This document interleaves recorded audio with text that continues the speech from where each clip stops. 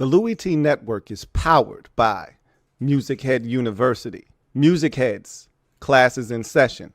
Turn me up. Enroll on YouTube now. Link is in the description.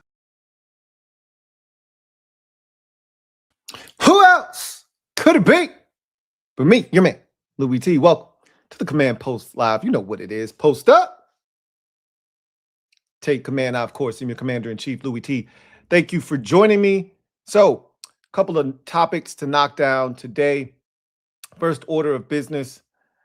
I told you guys that I didn't think we could get rid of J-Mack now. I wasn't looking to get rid of him. I told you I was cool with one of the two being back. I think I made that abundantly clear that you could bring back either J-Mack or C-Rod. You could not do both. And I said, man, they love them some J-Mack, man. I mean, DQ talked about this guy all the time. I was wondering if they would give him the OZ treatment, though. You know, we just assumed last year OZ is going to be back. DQ loves him. Had him in Atlanta, was one of the first guys he brought here with him to Washington. Just figured he did a really good job for us in 2024. You know, he was one of the biggest hustle plays of the season was turned in by OZ. You just figured all of that would translate to him being automatically back. We were wrong because they felt like they could do better. I felt like maybe they could do better again, but they chose to go back to J-Mack. And I told you this on Saturday. Don't count him out. Here's the video proof of me talking about it just on Saturday when we were talking about Jerome Ford. You from drafting Jeremiah Love at all. It sets the table for Love to be at the head of it. But if you don't get Love, you can easily add an undrafted running back to the mix. Or because you know what this feels like? This feels like the beginning of the end of J-Mack. Peace. It's been real, J-Mack, man. We have had some really good times. We'll remember the good times. Most fans, some fans, I won't say most, some fans will remember the NFC Championship game. They'll choose to remember that. I choose to remember the good times. And we've had plenty of them. I choose to remember the Atlanta Falcons catch on a 4th down, the night we clinched the playoff spot in 2024. I'll remember the 3rd down catch against the Chargers on 3rd and 10 that set up the touchdown to put the game pretty much away. I'll remember all of the good times, the 60-yard run against the Raiders for the touchdown when it looked like you were going to be stopped for a gain of 1. I'll remember all of the good times, man. That's what I'm going to choose to remember. However, hold on. Before you try to bury J-Mack and get him out of here because of age, it's ageism. I ain't gonna front. It's ageism going on here in Washington. I like it. I like it a lot. There's a lot of ageism going on. No Bobby, no Zach, no Vaughn, none of these oldie but goodies. It's a young man's game, and it's a young man's movement in Washington. But J-Mack is not, I repeat, not out of this equation quite yet. I could see him still weaseling his way onto this roster. Keep in mind, the number in Washington at the running back position is 4.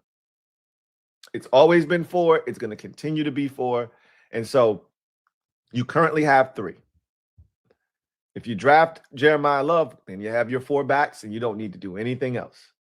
If you don't draft Jeremiah Love, there's going to be a spot available still. And even if you only dress 3 on game day, you're still going to have a 4th spot on this roster for a running back.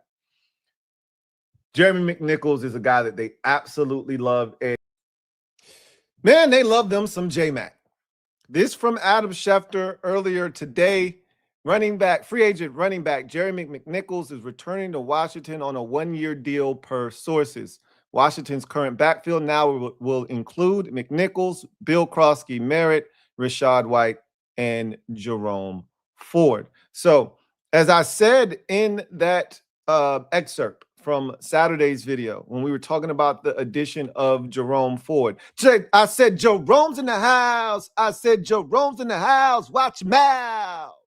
We were talking about Jerome Ford being added to this mix, giving us 3 running backs. I said, do not count out J-Mack because they love him. And again, much like I said when they signed Jerome Ford, do not dismiss Jeremiah Love being added to the mix. I think this is their admission, and this is the right way to go about this, by the way, because you much rather have than not have. You much rather be than be without. So to me, this is their admission that they don't think Jeremiah Love's making it to 7. So you go ahead, you stack up your running back position, have it ready to go in the event that he's not there, because more likely than not, he won't be there. And I don't know if you guys have taken a look at the guys that they brought in for free agents, draft visits, right? Pre-draft visits. But they brought in quite a few running backs that probably won't be drafted. So you see where they're sniffing around, much like they did in 2024 when they brought in Michael Wiley, and I think it was one other running back that they brought in from USC. It was a USC running back, and then it was Michael Wiley that they brought in as undrafted after the 2024 draft. I could see them bringing in 2 more undrafteds this year, and one of them ultimately being on the practice squad. But this doesn't prevent you from drafting Jeremiah Love if he's available at 7. But what it does do is it puts you in a position that whether he's available or not, it doesn't really make a difference. You're good either way. What it feels like is they're perfectly fine with Bill being the centerpiece of this running back position, right?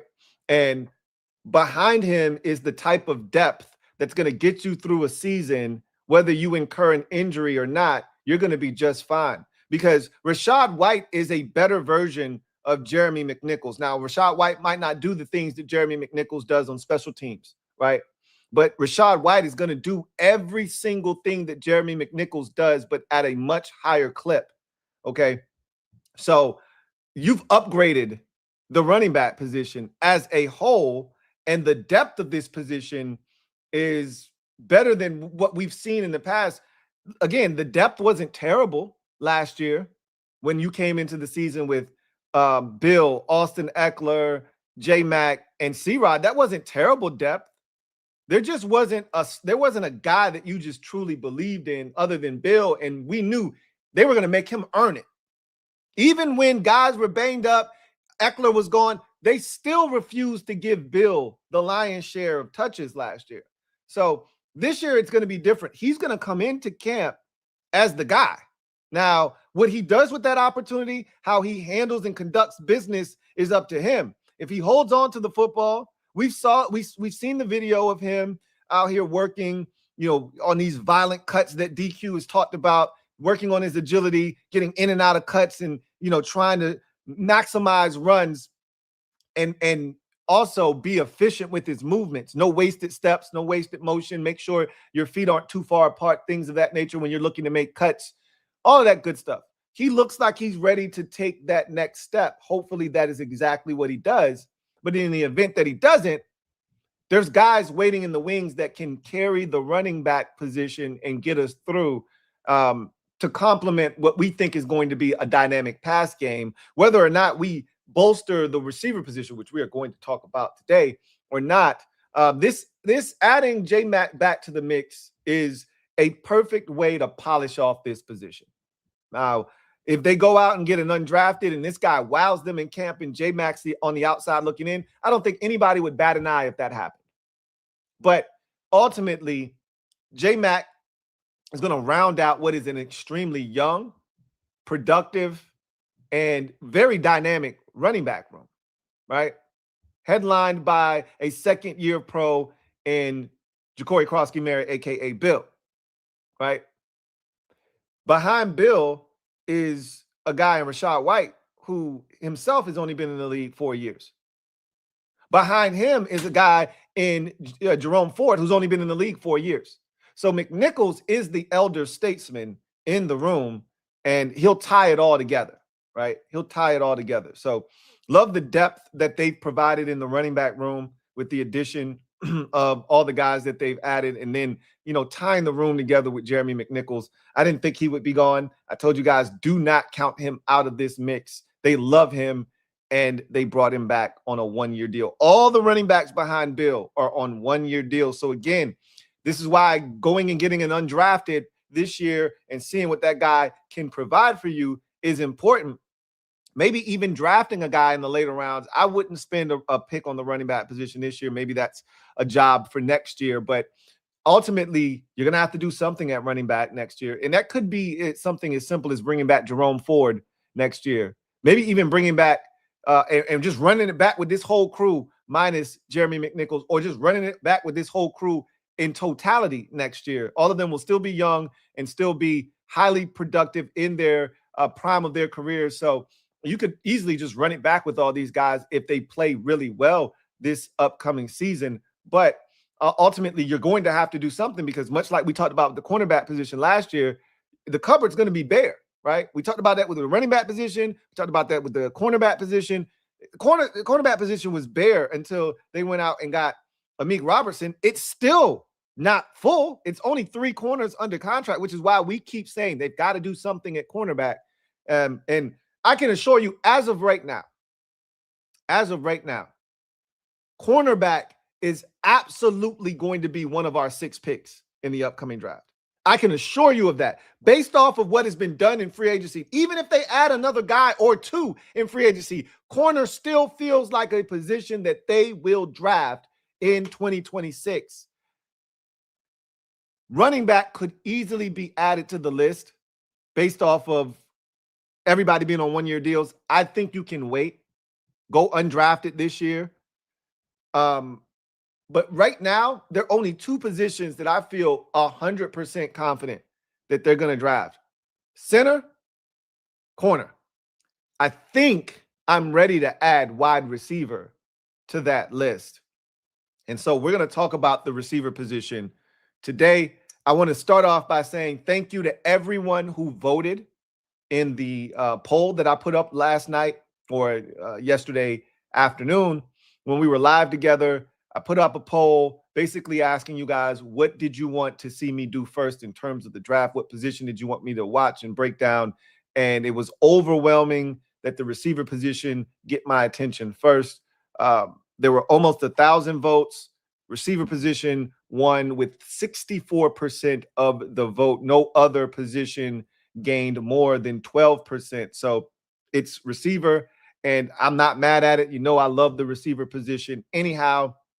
And so I've already started the process, and I'll have some of my reports back to you guys a little bit later on in the week as we get this process started. But we're going to really talk about it today, because the receiver position is one that so many of you have highlighted as a position that you think this team is taking at 7. And I've gone through the super chats, and we've gone through the comment section of video, or I've gone through the comment section of videos, and I've seen the comments, and you guys have been relentless with this pursuit of the receiver position. And I got to give credit to you guys. If they ultimately take a receiver at 7, there were some of you who were adamant they're taking a receiver. Now, they may not take the receiver that you had them taking, because a lot of you think it's going to be Carnell Tate, and it may be Carnell Tate. It may ultimately be Carnell Tate, and you may be absolutely spot on. But so many of you are like, they're definitely taking. I mean, some of you were absolutely sure, 1,000%, they are taking a receiver. You were definitive in your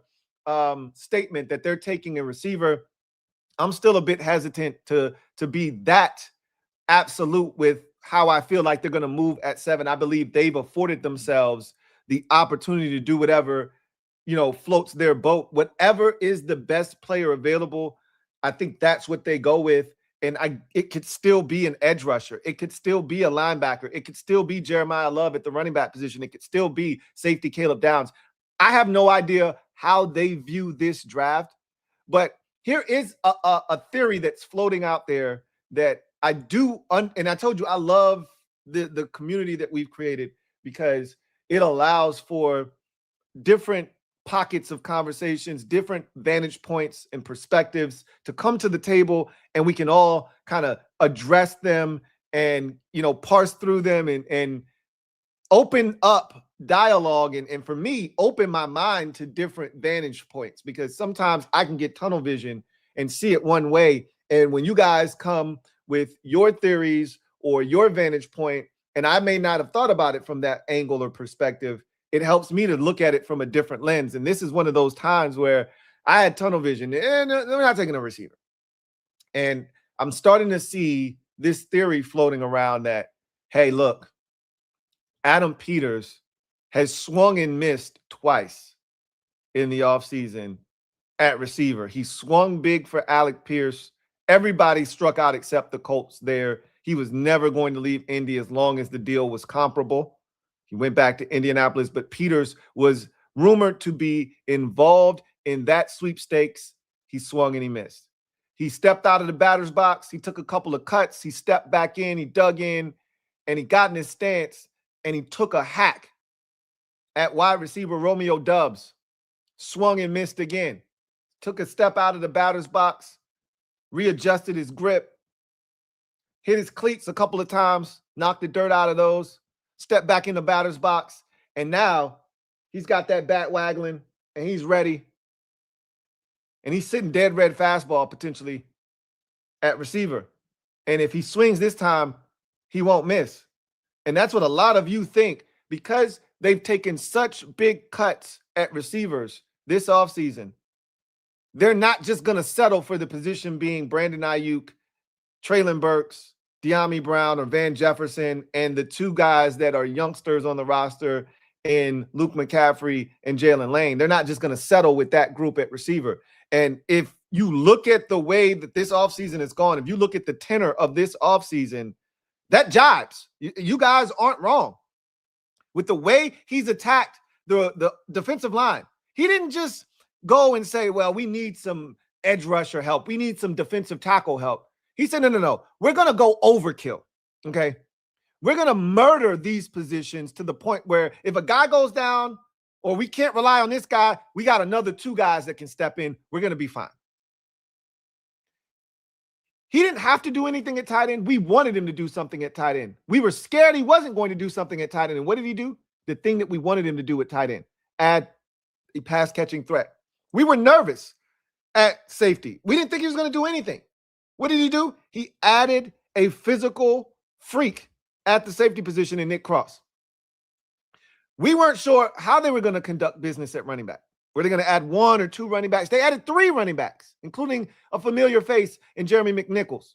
All three of those guys that they added were one-year deals, but they still have added tremendous depth to the running back position. They added De'Ami Brown and Van Jefferson. They added Traylon Burks, but no one is going over the moon for those guys. No one feels like those guys are the end-all, be-all. Those guys don't make you comfortable. Some of you believe in Traylon Burks more so than the rest of us. I like Traylon Burks. I do not love Traylon Burks. He is not a number two. He's probably not a number three. I'd love him as my fourth option. As of right now, he feels like the third option. I'd love to push him back one. I'd love for De'Ami Brown to be the fifth option on this team. And I'd love, and again, we're going to see what happens, because if they draft a running back, somebody's on the outside looking in. Or excuse me, if they draft a receiver, someone's on the outside looking in. Because I've said this before and I'll say it again. 6 is the number at receiver. It can be 7. There's no rule that says you can't keep 7 receivers. You'd have to trim off some fat somewhere else. And right now, as the way the roster is shaping, it doesn't look like there'll be any fat really to trim off. They've got 10 defensive linemen now, 6 edge rushers, and 4 defensive tackles. Once upon a time, you could trim that down to 9, right? We can go 5 defensive ends, 4 defensive tackles. We can't do that anymore. You have 6 legitimate edge rushers. I mean, you could theoretically cut Drizzy Drake Jackson, right? You could theoretically cut him and Javonte John-Baptiste, trim that number down to 5 and keep 9 defensive linemen. But the numbers feels like 10, right? And what you really want is what we had last year, 25-25-3. That's the breakdown that you're looking for in terms of defense, offense, special teams. And if the number's 10 on the D-line, linebackers taking shape, that number looks like it's going to be 5, right? If that number's 5, the cornerback position we know is going to be 5, and safety is going to be 5. That's 25. So you go offense. Offensive line is usually 9, right? You could get away. You could go 10, but if you want to, trim off some fat, that number is usually 9, right? You go 9 there. You go 6 receivers. That gives you 15. You go 4 running backs. That gives you 19. You go 3 quarterbacks. That gives you 22. You got 4 tight ends. That gives you 26. So you'd have to trim off some fat somewhere else. Could it be running back? You could go with 3 running backs. You could absolutely go with 3 running backs. You could go with 2 quarterbacks. I don't think that's what they're going to do, because in order to take advantage of the emergency quarterback, you have to have 3 quarterbacks on the roster. So I think they're going to try to take advantage, especially with the injury history or the injury issues we had last year, right? Mariota's always one hit away. So is Jaden. You need that emergency quarterback on the roster, which is why I'm always an advocate for having Jeff Driscoll around. I don't know why this is a thing and why we're having this conversation again. Jeff Driscoll should already be here, because we definitely aren't going to have Sam Hartman be the emergency quarterback. God forbid. I mean, if we're talking about that, we're in trouble anyway, but God forbid we get to that point. Anyhow, at the end of the day, I said all of that to say this. 7 makes the number on offense damn near impossible to juggle. It's already tough with 6 if we just went through the numbers. You could trim down offensive line to 8, but 9 is the number that you really want is 9. You can trim it down to 8, get you to 25 on that side of the ball. But you got 4 tight ends. You got 4 running backs. You got 3 quarterbacks. And you're going to have 6 receivers. So to me, it's tough to justify a 7th receiver right now based on how the roster is shaping up and all of the moves that have been made in free agency. It's hard to justify 7 receivers. So you'd have to do something. They're not going to cut Luke McCaffrey or Jalen Lane. Terry's absolutely on this roster, and Treylon Burks feels like a guy that's not going anywhere either. So, again, if we are to assume that they're going to bring in Brandon Ayuk at some point, then the odd man out may be both De'Ami Brown and Van Jefferson. But then again, then you find yourself, now that rookie will have speed, I would assume. That rookie will have speed. Unless it's Jalen Tyson, I don't think he's going to run fast. I don't think he's going. And Makai Lemon isn't a field stretcher either. Even though, as a matter of fact, let's talk about Makai Lemon. So Makai Lemon had his pro day. So let's talk about it. Remember, he opted to not run at the combine. So did Jordan Tyson. Jordan Tyson didn't do anything at the combine. At least Makai Lemon went out and tried to catch the football. It wasn't a great day for him, but a lot of the passes that were thrown to him weren't, the best, in terms of catchable footballs. But he's supposed to be one of the more sure-handed receivers in the draft. So you really like him to be able to come down with some of those footballs. So it wasn't a great day, but that doesn't diminish what he did at USC. The big thing everybody wanted to see from him, because he's supposed to be one of the better tacticians in this draft in terms of route running ability, strong hands. He's comped to Amon-Ra St. Brown. His game looks very similar. Their size is very similar. And we thought they were going to run very similar. Remember, the reason why Amon-Ra St. Brown was available in the 3rd round is because he didn't run well. He's not a fast receiver. He's a 4.5. I think he ran a 4.59, if I'm not mistaken, at his pro day, which really killed his draft stock and knocked him down to the 3rd round. But all he's done since coming in the league is be one of the most proficient and effective high volume targets in the NFL, over 110 catches each of the last 3 seasons. And so Lemon models his game after Amon-Ra St. Brown. That's not a bad guy to model your game after, if you ask me. But, and this is why I hate the pro day, right? So at his pro day, he did everything because he didn't do most things at the combine. He jumped, he ran, he had an outstanding agility day, caught everything that you expected him to do, he did. But the big number everyone was really looking for with Makai Lemon was the speed. How fast was he going to time? Because this is the difference between you being a top 10 pick and in that discussion, or being outside the top 10 as a 15th overall, 20th overall, 25th overall pick. You can slide with, every 10th of a second that doesn't go your way, you can slide in this draft. So he ran anywhere from a 4.46 to a 4.53, right? I hate that whole range thing. Most people had him clocked at 4.46 to 4.48. There was another sector of people that had him clocked 4.48 to 4.53. Whatever the case may be, that's plenty fast for his skill set. Whether it's a 4.46, it's a 4.48, it's a 4.5 flat, it's a 4.52. He's going to kill NFL defensive backs with what he's able to do. And even if he can't completely separate, his hands are A1 official. And so his speed at his pro day pretty much stamped him as a top half of the first round pick. Now you're going to start seeing him ascend based off of his pro day. You're going to start to see Makai Lemon's name go up draft boards into the top 10. You're going to start seeing him on mock drafts because this is all they were waiting on with him. The number for his speed was going to determine whether or not he was a real factor in the top 10 discussion. Now that he's checked off that box, Makai Lemon is going to be a guy that you see pop up into these mock drafts and end up in the top 10. He'll go 8 to the Saints. Saints need a receiver. He may even pop up as the number 7 pick to the Commanders because they will be looking for a receiver. And what's something I said, I know I've been talking about speed, and more speed. And although I don't think he's going to necessarily offer you that, because I do see him as an Amon-Ra St. Brown type, what he can do, and again, if he's running 4.46, if he's running 4.48, that's plenty fast. You can separate in this league running that fast. What he can do is something that we still have, and I said, Jaden's never quite had a guy from the slot that is a slot machine, a winner that is open, constantly separating, sitting down in zone, making himself available. Against man-to-man, he is separating and giving Jaden a wide open, inviting target. He's never had that from the slot.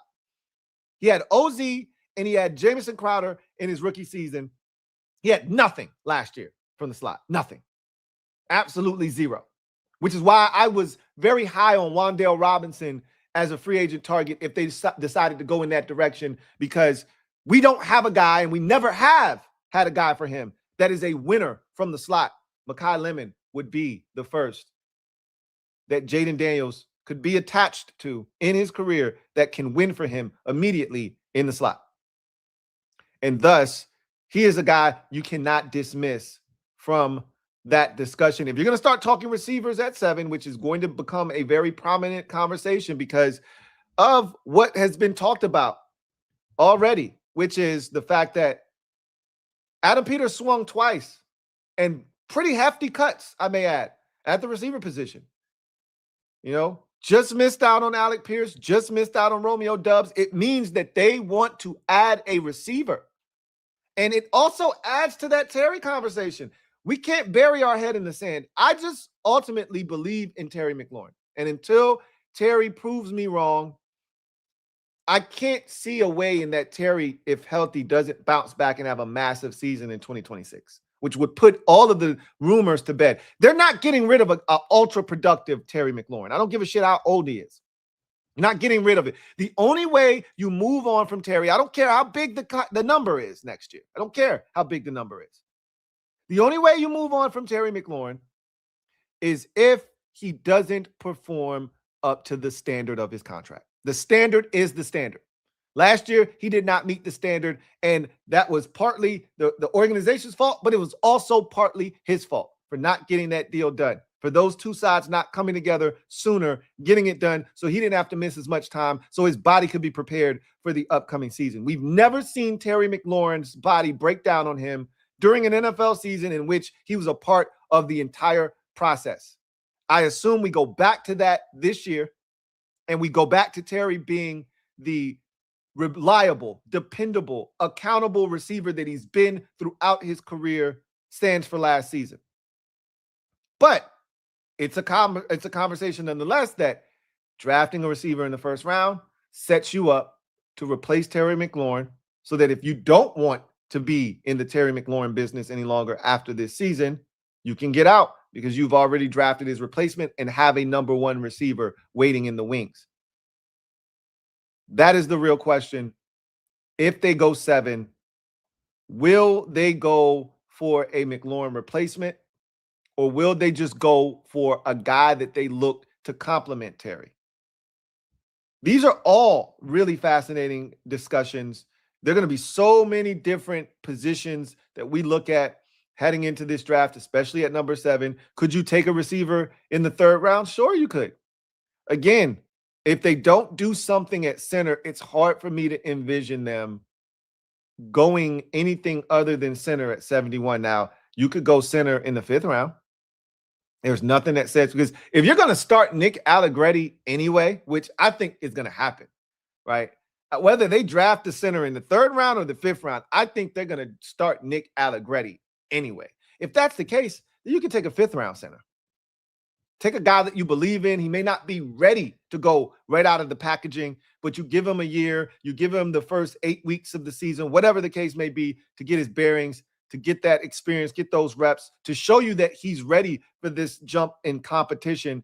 And then maybe you can move Allegretti slowly out of the starting lineup and transition him back to being one of our primary backups on that offensive line. Or you just let Nick Allegretti man up the center position the entire year, have that guy waiting in the wings cooking, and then next year he's ready to come out of the oven and jump straight into the offensive line's mix and be the starting center next year. You don't have to spend the 71st pick on a center. That is not mandatory. It just feels like if you're going to try to maximize that pick and also get a guy that can step in right away on the offensive line as a starter day one, it needs to be a 3rd rounder, not a 5th rounder, right?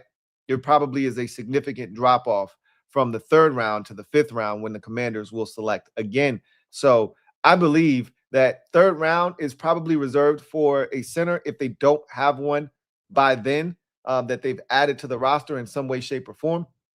It could easily be a receiver. There are going to be some other guys available at the receiver position at 71 that will give you tremendous value if you don't go receiver at 7. But I think it's a real conversation. A lot of you feel like receiver is in the mix at number 7. And I don't think you're necessarily wrong. And I think it's time that we start having those discussions about receiver potentially being the pick at number 7. I think there are only 3 guys that really fit in that conversation. If you're going to talk about receivers at 7 for the Commanders, it's Carnell Tate, it's Makai Lemon, and it's Jordan Tyson. Those are the only 3 guys I think are in that conversation. Everybody else is reserved for, a conversation around 71. And you already know we're going to miss out on a block of receivers. There are a number of guys that you would love to take in the 2nd round. We don't have a 2nd round pick as of right now. This also caters to that trade back crowd that's like, hey, you could trade back. You could get a corner in the 1st round, and then you could still get your corner in the 2nd round. All of those are options that will be on the table that will be explored throughout this entire process. But ultimately, you know where I stand on trading back. If there is a potential blue chipper on the board, and I don't know how I feel about these receivers yet. So I can't tell you if these guys get the blue chip tag from me or not. I can tell you that for the most part, these edge rushers, I've had a chance to watch a number of these guys. Sonny Styles, Jeremiah Love. I've had a chance to watch some of these guys. I feel like they get the blue chip tag from me in terms of, can these guys be potential Pro Bowl, All-Pro type players in the league within their first 3 to 5 seasons? Yes. Now, can I say that about these receivers? I can't make that declaration yet because I haven't watched them, but I will be able to tell you how I feel about these receivers, very, very shortly, because I'm going to dive in head first. Take a look at these receivers, see what these guys are talking about. I know what they look like. I've watched some highlights from some of these guys just to kind of get myself familiar with what I'm walking into. But I want to see when they're not making highlight plays, when it's not a big catch. I want to see what happens in the game where, you only have 2 catches for 17 yards. What happened in that game? Were you jammed up at the line of scrimmage? Was a guy in your back pocket? Did you not play through contact? What happened in that game? Yeah, I want to see the game you had 7 for 175 and 2 tuds, right? But I also want to see the game where you struggled. I also want to see when you play high-level competition, when a guy was getting in your mix, what did you do? Because Jalen Lane ran a 4.34 against air. We haven't seen 4.34, and I don't think we're going to see 4.34 40 ever from him other than in a punt return situation because he can't get off of press coverage. When anybody puts their hands on him, and that's something he can work on in the offseason. I'm hoping he's working on it because I keep talking about needing another speed threat out on the field, and they may not be able to keep 7. That may remove, if they draft a receiver, that will remove a guy like Dyami Brown from the equation, right?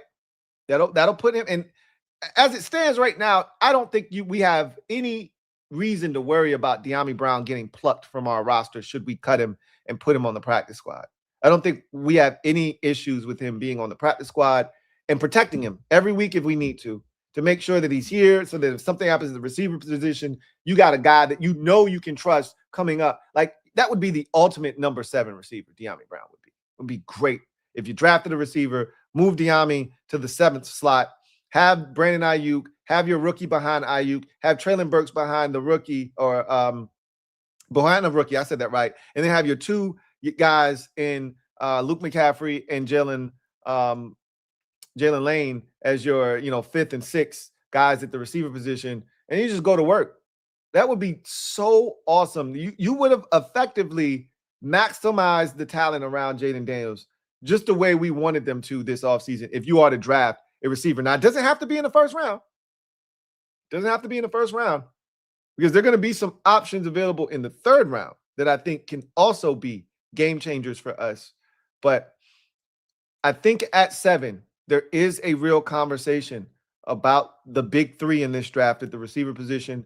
Again, Makai Lemon just had a really strong showing at his pro day, which is going to elevate his draft stock. You're going to start seeing his name. Before his pro day, he wasn't appearing in the top 10 because people wanted to wait and see what the speed was going to look like. Because if he went out there and he ran a 4.56, if he went and ran a 4.59 like Amon-Ra St. Brown, people weren't going to learn their lesson from Amon-Ra St. Brown. They weren't going to say, wow, Amon-Ra St. Brown ran a 4.58, 4.59, whatever that number was, and look at what he's doing in the league. They weren't going to say that. They're going to say, I'm good on him. He's too slow. I'm going to go with one of these other guys. Now, it wouldn't have been 3rd round. He would not have seen his stock drop that much. He probably still goes 1st round. He just wouldn't have been in the top 10 discussion. By running a 4.46 to a 4.4, let's just say somewhere in between 4.46 and 4.5 flat. We'll just say it's somewhere in that neighborhood. By running somewhere in that neighborhood, he's solidified himself as a top half of the 1st round draft pick. Has Makai Lemon. How far in the first half will he go? How high will he go? That's the question. Jordan Tyson, for me, and again, I got to watch, still feels like if you're going to roll the dice on a receiver at 7, he feels like the guy you roll it on because of the upside. But I got to watch Carnell Tate some more. Too many Commanders fans are all in on Carnell Tate. I know Ed is all in on Carnell Tate, has been from the beginning of the process. So many of you have sent me super chats and messages that are like, it's Carnell Tate at 7. It's definitely Carnell Tate at 7. So many of you feel like it's Tate. I have to do my due diligence on him and figure out if I like him more than a Jordan Tyson or a Makai Lemon. And I've already said I've watched him enough to know that I don't think he's on the same level as some of the Ohio State receivers that have come out. But just because he's not on their level doesn't mean those guys are really good, by the way. So just because he's not necessarily as good as those guys coming out doesn't mean he's not a tremendous receiver and not the best of this group that's coming out this year. So going to take a look at all of these receivers and tell you what I think if they should even really truly be in the mix at 7.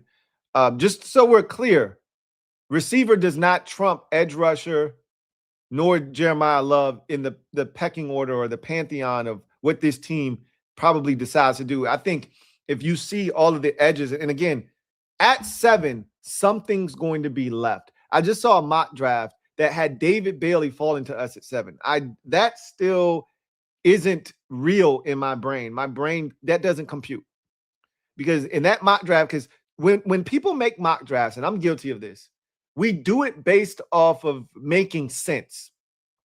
Well, what is this team's needs? And then you base it off of those needs. You look at what they did in free agency. You look at what they didn't have last year. And then you say, okay, this team needs a tackle. The Jets need a tackle. Well, the Jets at 2 aren't taking a tackle. That's what they did in the mock draft. They had the Jets taking the Jets aren't taking a tackle at 2, man. They're not taking a tackle at 2. And then they had Arvell Reese going to the Cardinals at 3. And they had the Titans taking a wide receiver. They had the Giants taking Jeremiah Love at 5. They had the Browns taking an offensive lineman. And that's how David Bailey fell to us at 7. That shit ain't happening. You're not getting 2 offensive tackles going in the first 6 picks. It's just not happening. This isn't the draft for that either. Well, as good as some of these guys ultimately could be in the league, I don't see elite dominant, offensive tackles like we've seen in previous drafts where you go, no, one of these dudes is definitely penetrating the top 5. I don't even think one guy is, let alone 2, which would push a talent like David Bailey down the list to us. I just don't see that happening. So in my mind, Arvell Reese and Bailey are still going to be gone by the time you get to 7. I think Love is going to be gone as well. I think Ruben Bain is going to be there. I think Sonny Styles is going to be there. We know that Caleb Downs is going to be there. You're going to have the pick of those 3 guys, I truly believe. And to me, at least 2 out of the 3, and Caleb Downs is really intriguing, depending on how you rate him. But at least 2 out of 3 are going to be available. And I would rate those guys higher than any receiver that you're going to take in this draft. At least right now. Again, I got to watch. But just off first blush, I don't see a Malik Neighbors or a Jamar Chase in this draft. And I know comparison is the thief of joy. I probably shouldn't be doing that, right? I probably shouldn't be doing that because how many Jamar Chases, how many Malik Neighbors are actually, walking around, in the NFL and in the draft on a yearly basis?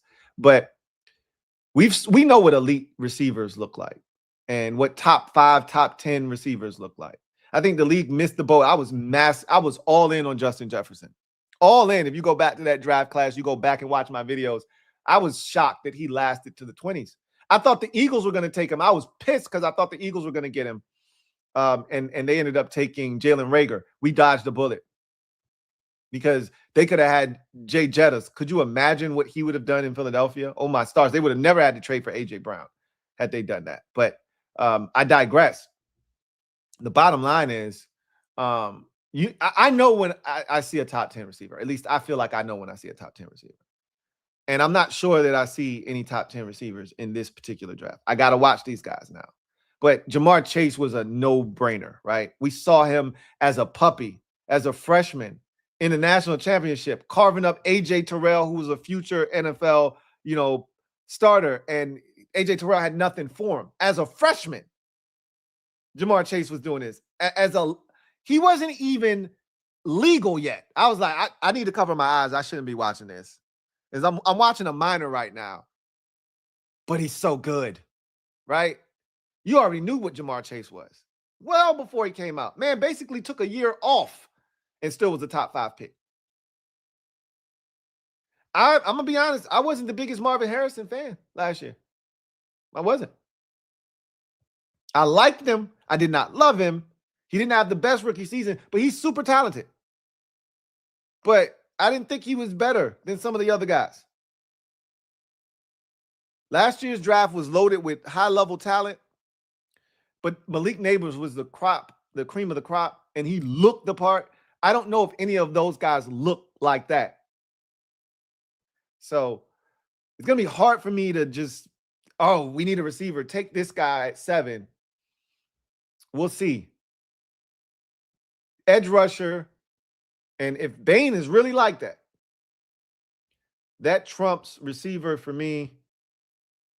Sonny Styles at the linebacker position. They may truly believe in Jordan McGee and let somebody else, take this cyborg. But I'd love to take my shot at what could be our Fred Warner. I'd love to get that in the first round instead of a receiver. You can find talent at receiver, especially if it's not A1 talent. These guys might be A2s. They may not be A1. If it ain't A1, I don't want it. Not at 7. I don't want it. So gotta find out if these guys are A1s or not. We'll find out, but we'll see what happens. Anyway, let's get to the comment section, and then I will get you guys out of here. Controversial calls. Thank you for the super chat. Greatly appreciate you. Controversial calls. Writes, Peters put us in a position to where if a top edge falls, we can trade back and pick up more assets and still get the receiver he wants. That's also a very, distinct possibility. Again, I'm not in the market for trading back and allowing somebody else to get one of those top edges. Why not we just take that top edge? Why not we just keep in mind, you're going to lose at a bare minimum. You're going to lose at least 2, possibly 3, maybe even 4 of the edge rushers that are currently on the roster right now. Right? Charles Omenihu is a 1-year deal. Kaylavon Chason is a 1-year deal. Dorrance Armstrong is going into the final year of his deal. 1-year deal for Drizzy Drake Jackson, and you're at probably the end of the rope with Javonte Jean-Baptiste. This room could go from completely full to completely bare next year, where it's just Adafi Owe and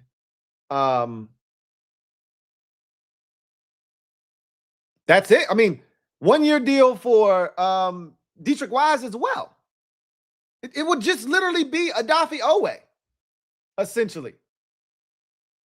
And Javonte Jean-Baptiste, if I'm not mistaken, is going into year 3, so he'd technically have 1 more year left on his rookie deal if you don't cut him. If he gets cut this year, then the contract is now dead, and so even that wouldn't be a guarantee at that point. So my question is, can you afford to trade back and just say, well, we got all these edge rushers this year? You won't next year. And remember, we're in it for the long haul. We're not just in it for this season. Just because we're loaded at edge rusher this year doesn't mean we'll be loaded next year. What I care about is setting the table for years to come. He's already set the table for 2026. Can we set the table for 27 and 28? You can do that by drafting an edge rusher in the first round. If one falls to you, I'm not looking to get out. I'm looking to turn the card in. So, but to your point, and it's a good point, and it's a different vantage point. He's absolutely put himself in a position that if they don't love that edge rusher, like we love David Bailey. What if Bailey falls and they don't love David Bailey, which I find it hard to believe they don't love David Bailey. But let's say they don't love David Bailey and somebody else does, right? Kansas City, for instance, could love David Bailey at 9. They could use an edge rusher, could the Chiefs? They could use an edge rusher. Who's to say that they don't trade up from 9 to 7? We move back 2 spots and still get something really, really good. If David Bailey is falling to 7, trust me, there's some shit left that had no business being there, right? Some offensive linemen. That's what we really do want, though. Truth be told, we want some offensive linemen to somehow infiltrate the top 6 of the draft. I find that highly unlikely to occur. But that is the hope. If you are a Commanders fan, at least we'll compromise. Give me one. Give me one offensive lineman. Because I always tell you, quarterbacks, tackles always push up. They never go back. They only push up in drafts. So the Alabama quarterback, he's going to push up into the first round. Those don't go backwards. They go up. He's going to find a way into the first round. Somebody's going to take him. Jackson Dart pushed his way into the first round. He didn't go backwards. He went up. Offensive linemen, tackles now, and even guards now are pushing their way up. They're not going backwards. Everybody, every year, always needs offensive line help. There will never be a time when teams don't need big nasties in the trenches. All we can ask for is somebody just pushes one of these dudes. Maybe it'd be nice if 2 of them. Jets, Browns, Giants, Titans, somebody. Go ahead, man. Get you an offensive lineman. Arizona, you need one? Go ahead, get you an offensive lineman. It's enough to go around for everybody. Go ahead, get you one. That'd be nice. I'm not holding my breath, though. But in the event that an offensive tackle penetrates the top 6. Just one. All hell breaks loose at that point because that's something we haven't accounted for. Because I'm not ever putting together a mock where an offensive lineman infiltrates the top 6 because I don't see it happening. That's wishful thinking. That's trying to make too much sense of a situation. Trying to will something to the way you want it to. That's what we do with mock drafts. We set it up the way we want it to look. Oh, this is a beautiful mock draft. It is a beautiful mock. It ain't happening, but it's beautiful. You should frame it. I'm doing a thing that I think teams are going to do.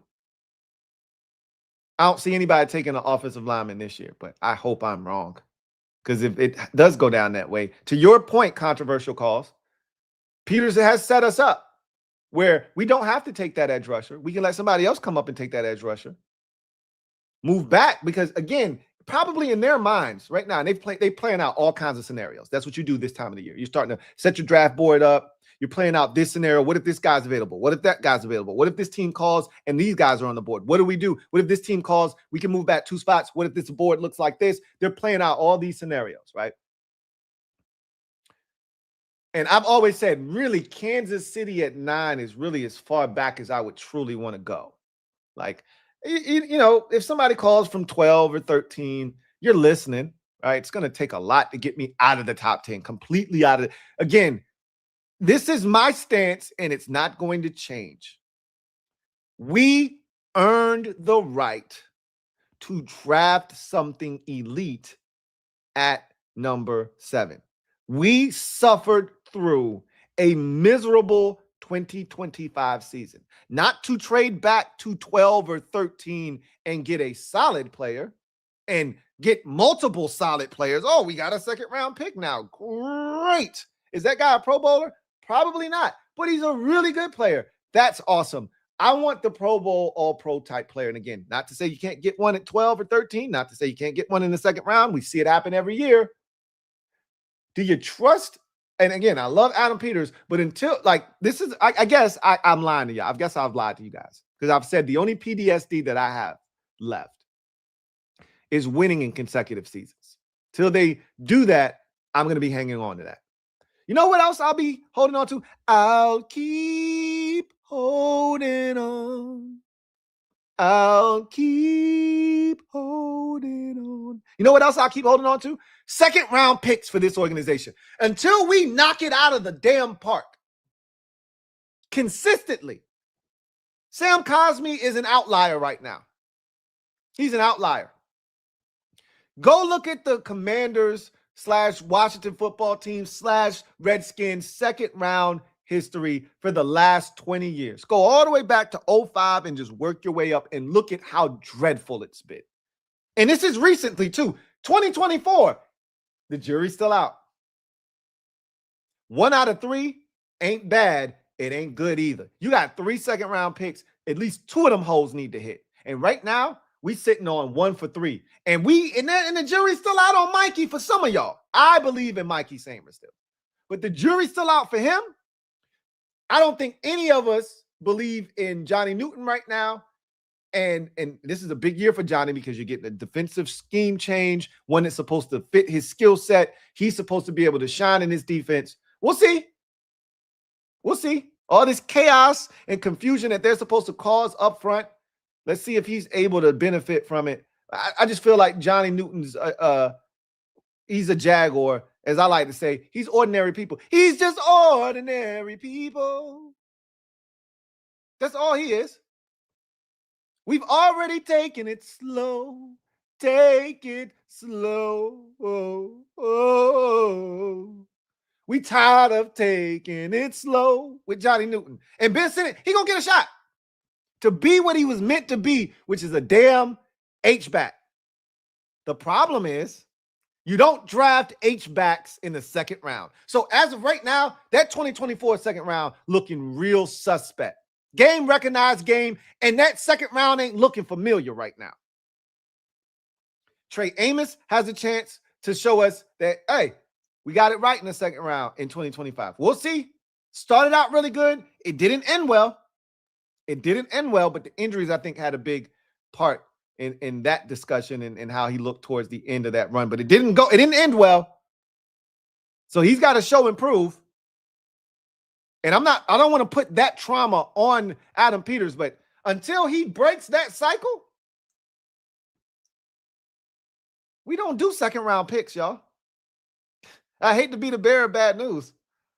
So all of y'all wanting to trade back and pick up a second round pick for what? So we can do what exactly?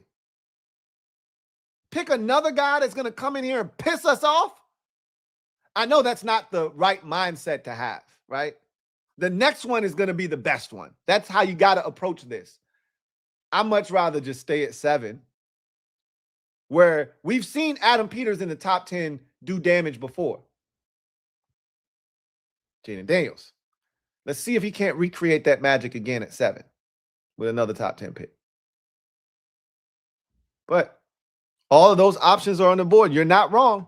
If wide receiver is what he covets, what he desires, and an opportunity to trade back presents itself, you definitely take it. If that's what they want, if they're hell-bent on drafting a receiver, if that's what's at the top of their board at the time of their pick, all the guys that supersede the receivers in this draft that are on their board are gone.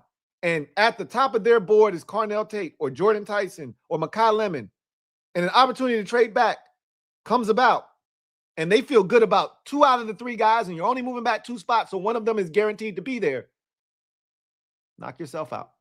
Pick up that second round pick, pick up that third round pick, whatever you're going to get in exchange for moving back 2 spots. Pick it up, move back, take your receiver, and let's move on. Because they were going to take that receiver at 7 anyway. They were going to take him at 7 anyway. Why not get a pick if you're going to do that, right? So they'll tell us how they feel on draft night. They'll tell us how they feel. Whether we get wind of the fact that they could have moved out of the spot. Remember last year, we found out they could have moved out. Remember, we found out before Adam Peters told us. We knew the Eagles were desperately trying to trade up. We saw it. We saw it. They called every single team. Every single one before Kansas City said yes. They called us. They called the team in front of us. They were desperately trying to get that Alabama linebacker. They called every single team until somebody said yes, and Kansas City finally said yes. So we found out that we had a chance to trade back. We just weren't willing to do it because if we would have traded back with Philadelphia, Josh Conley Jr. might have been a Kansas City Chief. Instead of it being Josh Simmons, might have been Josh Conley Jr. We weren't willing to take that risk. And if we were, they had to pay the in-division tax, and they weren't willing to do it. We'll find out how they feel on draft night by their actions, whether or not they were willing to move back, whether or not the phone even rang. We'll find out those things. Those things usually come to light. So we'll see how high they are on these receivers. We'll see. Club 100 TV, thank you for the super chat. Greatly appreciate you. Club 100 TV writes, does Makai have them on pause for re-signing Deebo? I think Deebo, I just think he's out here in Washington. I don't think they're interested in bringing him back. He served his purpose last year, right? This is me talking. This is not them. This is me talking. I've always told y'all that Deebo was a 1-year rental. They had no interest in bringing, unless that Deebo Samuel 1 year was so good, and it had the intended effect of us getting over the hump. Let's say we went to the Super Bowl, we didn't have to necessarily win it, or we got back to the NFC Championship game and we didn't win again. But Deebo was a huge part of the reason why we even got there. That was the only way. Like, while he played well, Deebo also cost us games last year. I mean, we never had a shot in the Minnesota game because Deebo dropped the 4th down pass.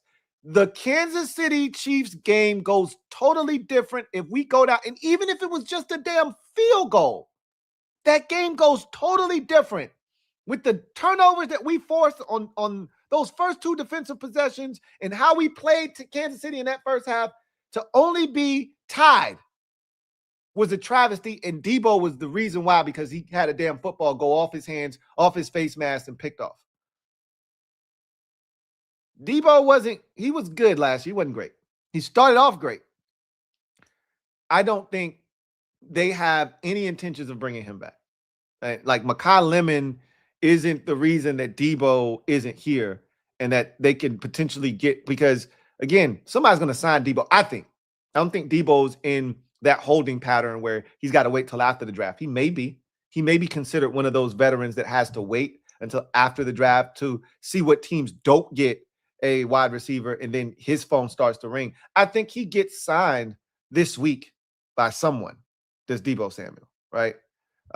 Again, he may be looking for something that's not there, and so he may have to come with grips with the fact that that 3-year contract that you might be looking for, it ain't there, bro. You might be able to get a 2-year deal, and that second year is not even worth the paper it's on, right? But more likely than not, it's a 1-year deal for Deebo, and he's got to come to grips with that more likely than not. That's what his market is. I don't think it has anything to do with us being interested in a Makai Lemon. I just think we're not interested in Deebo, right? We can do better, and we've said this. The movement on offense is to get younger. The movement on defense is to get younger. The movement of this roster is to get younger. It's hard to envision them investing the resources at the receiver position of 230 or older wide receivers. That just doesn't feel like the way that they're going about business this offseason. That was okay last year because you were chasing a chip. This year, with the way that they've moved, the way that they've signed guys, it just doesn't feel like Deebo fits into that equation at age 31. I think he's about to turn 30 or 31. Let me see how old Deebo Samuel is. Deebo Samuel is 30, and he won't be 31 until January, though. So this is his age 30 season, basically. He won't turn 31 until next January. So he's 30, and Terry's already 30. And do you want to invest in another 30-year-old wide receiver? I think the answer is no. I think they rather go younger. You go get a Brandon Ayuk and you draft a young guy. If that's the direction they decide to go in, cool. If they don't decide to draft a young guy this year, you can do it next year. You'll have Brandon Ayuk more likely than not back in the fold next year because they're going to sign him to a 1-year deal. If he passes the eye test, unlike Deebo, if Ayuk passes the eye test, he'll be back for multiple years here. They'll come back and say, hey, we'll sign you to a 3-year deal. We just had to make sure you were as advertised, right? They'll come back to the table with him. But Deebo never felt like a guy that they really wanted past 2025. They were renting him a 5th-round pick to rent him to see if he could get us over the top and then let him go somewhere else. If he wants to cash in one final time, let him do that somewhere else. I don't think Makai Lemon has anything to do with Deebo Samuel not being here. Lang Hughes, thank you for the super chat. Greatly appreciate you. Lang Hughes writes, a lot of mocks have barely fallen to us or past us. It's that time of the year, man. It's that time of the year. Generally, this is what I always like to bank on. Wherever the mocks start, that's generally where they finish. In between is a lot of fluff. It's a lot of noise. It's a lot of conversation. It's a lot of activity. It's a lot of fun, right? But generally, how the mocks start is how they usually finish. And David Bailey started out this process as no worse than a top 3 pick. I don't think David Bailey is all of a sudden now, just because time has elapsed. He hasn't done anything wrong. He had a strong combine. He had a strong playoffs against Oregon. He had a strong season. He's a tremendous athlete. He's academically off the charts, graduated from Stanford in 3 years. There's no box that this man does not check. You can't convince me all of a sudden, David Bailey is now the 7th, 8th, 9th, 10th pick in the draft. Magically. This is how it goes, right? These mocks, because what are mock drafts designed to do? When they first started, they were designed to predict. They were a prediction model, right? When mock drafts first were created, they were designed to try to recreate what teams were going to do in the draft. You know what mock drafts are now? They're a conversation starter. They're out here to get eyeballs, to get clicks. How can I make my mock draft so different that people start talking about it? These aren't real. They're conversation starters. You know what, guys? You know what they'll do? So that you can come back to me and go, man, did you see this mock draft? Did you see what Chris Sims said? Did you see? That's what they're looking for. That's what they're looking for. I don't pay attention to a ton of mock drafts. I keep my mock draft consumption to a minimum. Daniel Jeremiah, I may grab one or two more that are of note to me, see where they are, where their mind is, how they see it. And then I may base a little bit off of how I feel, how they see it. Because sometimes these guys have inside information. They talk to these teams, they gather their intel, and they know, right? They're really high on this player, or they're really high on taking this position. So I take that stuff into consideration. But you're going to see a ton of mock drafts that have David Bailey, or have Arvell Reese falling, or have this guy falling, or have this guy climbing into. Of course, you're going to see that. But I don't think for 1 second that David Bailey is falling out of the top 3. You don't think Arizona could use an edge rusher? You don't think the Jets could use an edge rusher? They just traded away Jermaine Johnson. Why? Because I think they're going to take an edge rusher. Yeah, they took 2 edge rushers in free agency. All they did was position themselves that if they wanted to go in a different direction, they could. The Jets have 8 million picks in the draft. Remember, they have 8 million picks this year. Colts first round pick, the Cowboys pick this. They got all kinds of picks over the next 2 drafts. They can do whatever they want. They can do whatever they like. Yeah. But here's what they also aren't going to do. They're not going to pass on an elite edge rusher. They signed 2 edge rushers in free agency, one to a 3-year deal, the other to a 1-year contract. They are not passing on an elite edge if one presents themselves. And they're at number 2, so they're going to have the pick of the litter because we know who's going number 1. They get to break the seal on the first non-quarterback of this draft, and it could be a receiver to complement, Garrett Wilson. They don't have anybody else at receiver. So sure, they could take a receiver at 2, surprise everybody. That ain't this type of draft. If Jeremiah Smith were in this draft, then you could say, hey, we could see a receiver go at number 2. That ain't happening this year. They're probably going to go edge rusher. Probably going to go Arvell Reese or David Bailey. That puts Arizona in a position. They can do that. They'll be choosing from the same 2 players potentially. Whichever one doesn't go 2, probably goes 3, is my guess. Could Arizona use an offensive lineman? Sure. Could Arizona use a receiver? Probably. Hell, could Arizona use a running back? Yeah, they could, but they're not. They're not. The likelihood is they go defense. That's my guess. I could be wrong. A lot of mocks have Bailey falling to us. I would love to see that happen. I'm just not buying the hype. I've seen this too many years. I've been doing this over a decade now, and I've seen this happen so often where a guy that at the beginning was a top 5 pick all of a sudden is being mocked at 9 or 10, and you're like, well, what changed? Ain't shit changed but us, right? We started moving guys around. We started reshuffling the deck. The evaluators aren't doing that. They're not doing that. We are. I don't think Bailey's getting I don't think he's getting a 7. Marcus B, thank you for the super chat. Greatly appreciate you. Marcus B writes, could Louvu come off the bench because of Leo Chanel? No. So here's the thing. They're going to be, I think, oftentimes they're going to be 3 linebackers on the field. I think oftentimes there will be. Now, in the event that there's only 1 linebacker on the field, or 2 linebackers, excuse me, could Louvu come off the field? Sure. Absolutely, he could come off the field now. Before, he was one of our best defensive players, so he just never came off the field. I don't think that has to be the case this year because, again, I think the key to all of this will be Jordan McGee. Because if you got 2 backers on the field, you got 4 down linemen. If you're in an even front, right? You're playing nickel, and you go 2-4, you go 4-2-5, right? 4 down linemen, 2 linebackers, 5 defensive backs. One of them linebackers got to come off the field.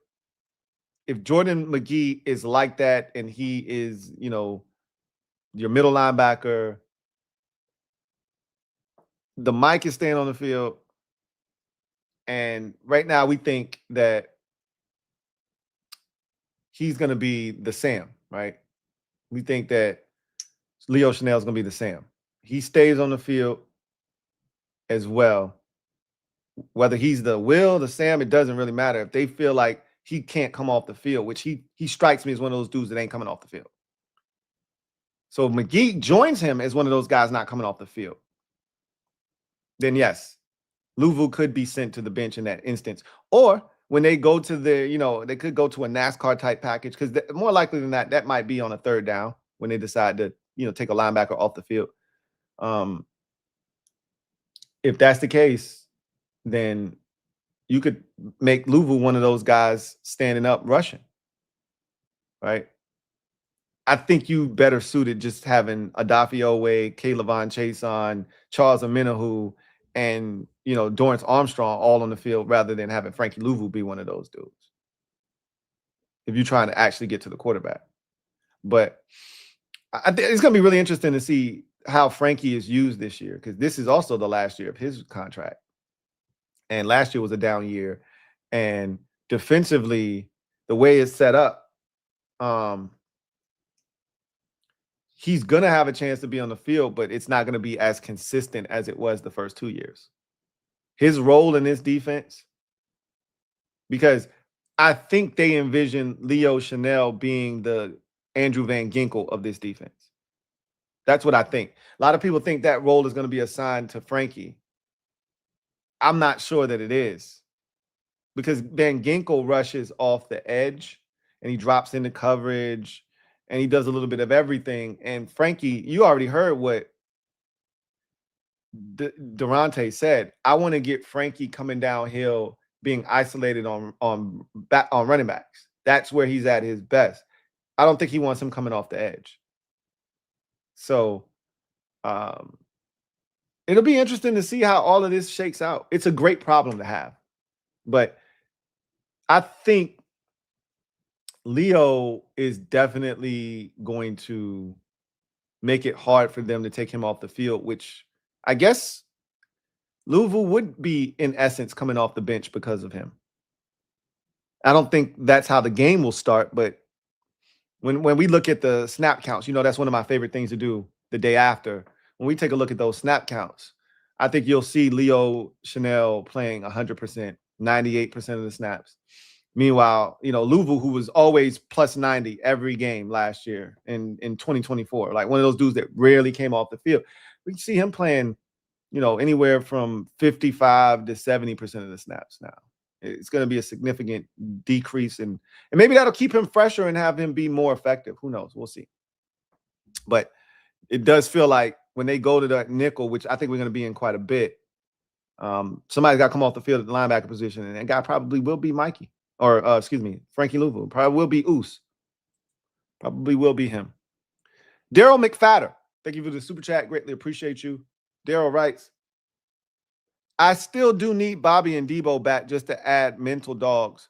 But at 7, if Love, Downs, Bain, Styles, Reese aren't there, you trade back. I'm not in on any of the receivers here before 10. So we'll put the Bobby and Deebo discussion on the back burner for a second. Matter of fact, let me just answer that quickly. We don't need any one of those guys back. Now, again, that's your opinion. You feel like we need them back for the mental side of things. I disagree.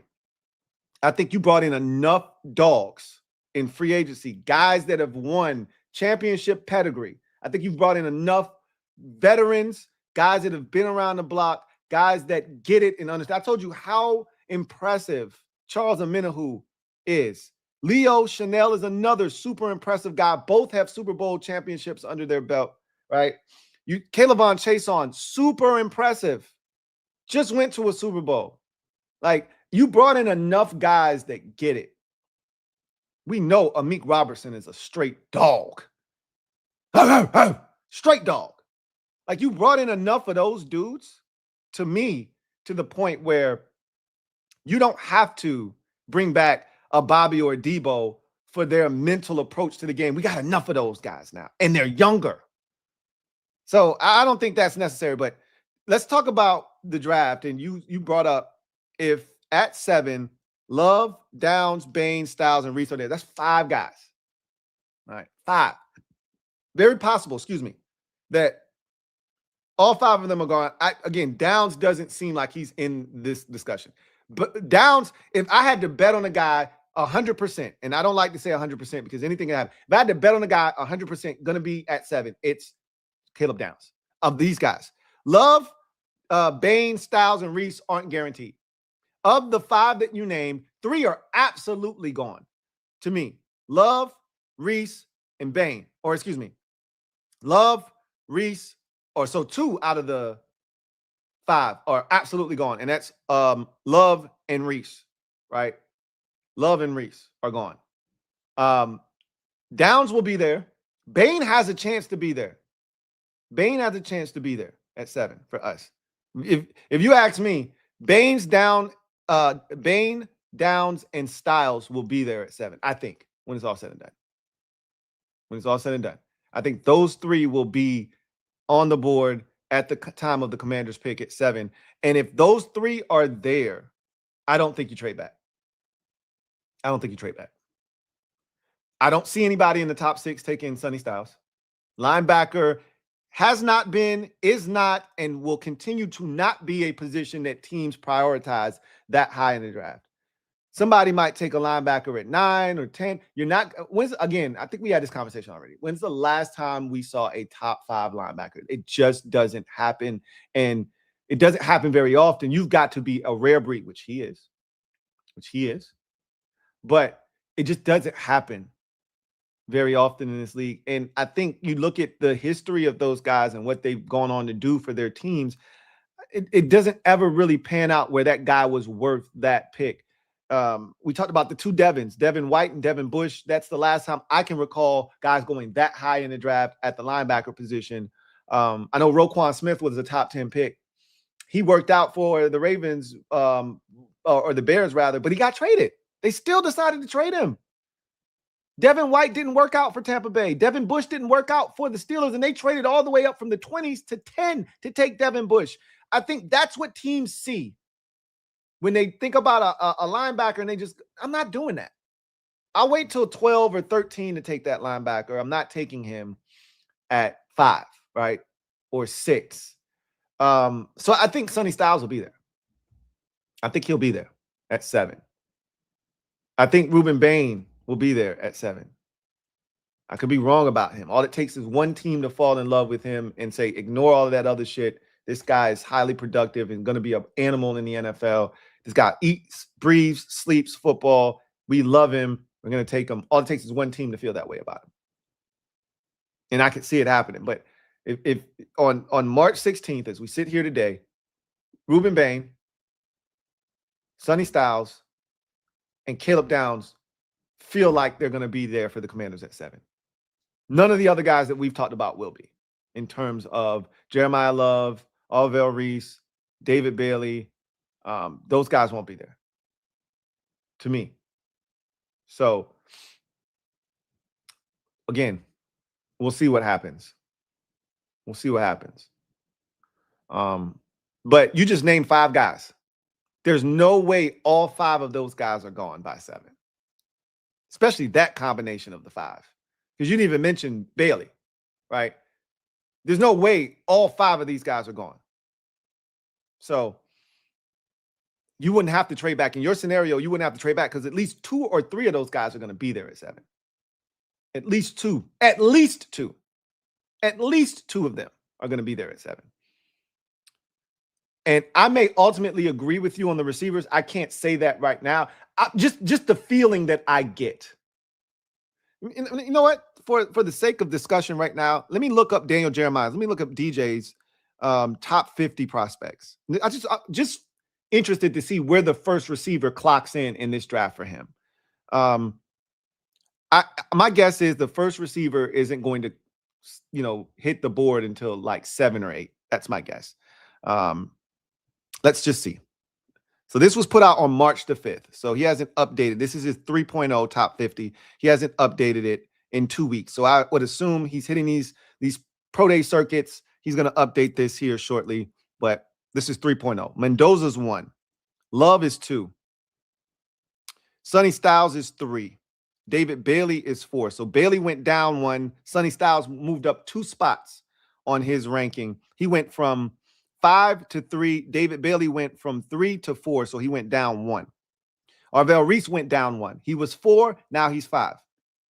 Carnell Tate is the first receiver on his top 50. He's 6th. He moved up a spot from 7. So the first receiver is Carnell Tate. That's the one that most Commanders fans have said that they want. That's the guy. They haven't wavered. They haven't waffled. It's been Carnell Tate, Carnell Tate, Carnell Tate. That's the name I heard all regular season when fans were clamoring for an upgrade at the receiver position. That's the name I've heard all offseason. You guys haven't wavered. That's been the name. I'm going to read to you what Daniel Jeremiah said about Carnell Tate in his quick little synopsis of why he's the 6th prospect in the draft for him as of right now. Tate is a tall, long wideout with better play speed than time speed and excellent and outstanding production. So we know the speed wasn't great at the combine, and that might not be his forte in terms of running in a straight line, being timed, but you put pads on him and someone's chasing him, there's a different speed that he plays at, like Jerry Rice, for instance. He has excellent suddenness to defeat press coverage, and he covers ground quickly with long strides. He attacks the defender's leverage when they play off of him in coverage. He has strong, reliable hands in traffic and tracks the ball beautifully over his shoulder down the field. He can access an extra gear when the ball is in the air. He is a loose athlete that shows up when he adjusts to the ball thrown on his back shoulder. He is efficient with his footwork when working back to the quarterback. He's not exceptionally dynamic with the ball in his hands. Overall, Tate should provide an immediate impact in the vertical pass game. So that is his number 6 guy. Bain is number 7. He was number 6 on his 2.0. He moved down a spot to number 7 on this one. Caleb Downs is his number 8 defender. Moved up a spot. He was 9 on the 2.0. He's now 8 on the 3.0. Mansour Delane is number 9. He was number 8. He moved down a spot to his on his 2.0, on his 3.0 rather. Francis Maigoa, the tackle, is the first tackle to hit the board, which is why I can't see any of these guys jumping in to the top, 6 of the draft, because I just don't think they're like that. Like, if you're taking a tackle that early, they would have been in DJ's top 5. Like, and usually there is 1 or 2 guys that penetrate his top 5. Maigoa did move up 2 spots from 12 to 10, so he's getting a little bit of love and a little bit of movement, and maybe he will find a way to move his way up into the top 5 of this draft. I hope that's the case. I'm praying that that's the case. Makai Lemon is his 11th player in this draft. He moved down from number 10. So I'll read you what he said about Makai Lemon. Lemon is one of my favorite players in the draft. He is a wideout with a running back's body and a linebacker's temperament. He is at his best working in the slot, which is what I've said Jaden needs. A slot receiver, a guy that can win immediately, a guy with strong hands that is reliable. He wins with quickness off the line, understands how to tempo routes, and consistently wins in traffic. He doesn't waste steps, and he can explode in and out of break point. He plays bigger than his size, displaying several 50-50 ball wins on elevated throws. To see his entire repertoire, just throw on the Iowa tape. He was a craftsman in that game and couldn't be covered. 10 catches for 153 yards and a touchdown. He is ultra competitive after the catch, breaking tackles and fighting for yards. Overall, Lemon is going to draw a lot of comparisons to Amon-Ra St. Brown, and they are warranted. All right. So he is the number 2 receiver for him at number 11 overall. You don't get to Tyson until, 21. His 3rd receiver in this draft, and I know a lot of you like this guy, is Omar Cooper Jr., the Indiana receiver. So, and he had a strong combine, right? Just running. I don't think he went out and did any drills. He didn't need to. The tape speaks for itself in him running. I think he ran a low 4.4, like 4.43 or something like that, 4.42. He looks the part, man. So that's just a little update on where DJ has some of these guys. And I think that's really interesting. So Daryl says he's not in on any of these receivers in the top 10 or, before 10. Daniel Jeremiah disagrees with you. He thinks that Carnell Tate warrants the sixth, best player in the draft. So at 7, DJ would be absolutely fine with that. He also believes that at number 11, you have Makai Lemon, right? That's a really good receiver. So again, we'll see what happens with these receivers. It's just hard for me to envision DJ's top 50, right? The guys we've talked about. Jeremiah Love, his second player in the draft. Sonny Styles, his third player in the draft. David Bailey, his fourth player in the draft. Arvell Reese, his fifth player in the draft. Ruben Bain, his seventh player in the draft. Caleb Downs, his eighth player in the draft. Those are the guys we've talked about. This is a defensive top 10. And it's hard for me to pass up on one of those guys to take a receiver, when I think they're going to be other guys that are really solid receivers. I guess what I'm trying to convey to you, and the question that I'm asking is there a sizable enough gap between Carnell Tate, Makai Lemon, Jordan Tyson, Cooper Jr., the Indiana receiver? Is there a big enough gap between those guys and the rest of the receivers in this draft? I don't know the answer to that yet. I think when I watch, I'm going to say no. They're like, now for us, the problem is there a sizable gap between those receivers and the ones that'll be available in the third round? And the answer is going to be yes, right? The guys that'll be at our disposal at 71. This is going to be a huge, drop off in the caliber of receiver you're getting from 7 to 71. Yes, absolutely. But I think you could say the same thing for edge rusher, for line, even though I like Jacob Rodriguez a lot. Like Sonny Styles, Jacob Rodriguez, two totally different animals, two different athletes, two different body types. But Rodriguez is really good. I wouldn't mind taking him at 71 in the third round, again, if he is available. But edge rusher, I would assume that there's a massive drop-off from 7 to 71, right? Running back, we know there's a massive drop-off from 7 to 71. So there's certain positions where you can justify it. Safety, I think, is one of those positions where there may not be a massive drop-off from 7 to 71. Are you going to get a Caleb Downs? No. But there are going to be some really quality safeties available in the third round, right around our pick. Not saying, just saying. Not saying, just saying. Lang Hughes, thank you for the super chat. Greatly appreciate you. Double up. Thank you for doubling up. Who writes, LOL, and a lot of mocks have the Miami offensive tackle top 6. Mike Goa is a guy that I could see. If there is one, I see people trying to put the Penn State guard in there. I don't see that happening. I don't see a team, drafting a guard at, 5 or 6 or 2 or 3. If there's going to be a team that jumps out and grabs the tackle, it's going to be Mike Goa, the tackle from Miami. He's been the number 1 tackle pretty much. And we've seen Freeland, right? What's his name? Let me stop messing up people's names. What's this guy's name? The tackle from Georgia. Let me see. Moreau Freeland. You're going to start to see him jump up. His name's going to start appearing because he's an athletic guy and he passes the eye test. But it's always been Francis. It's always been Mike Goa. I don't think that's going to change. And if somebody is to sneak in the top, 6 picks of this draft, it's probably going to be Mike Goa, the Miami tackle. I think that's the guy that's going to ultimately do it. If someone is to do it, I'm not holding my breath.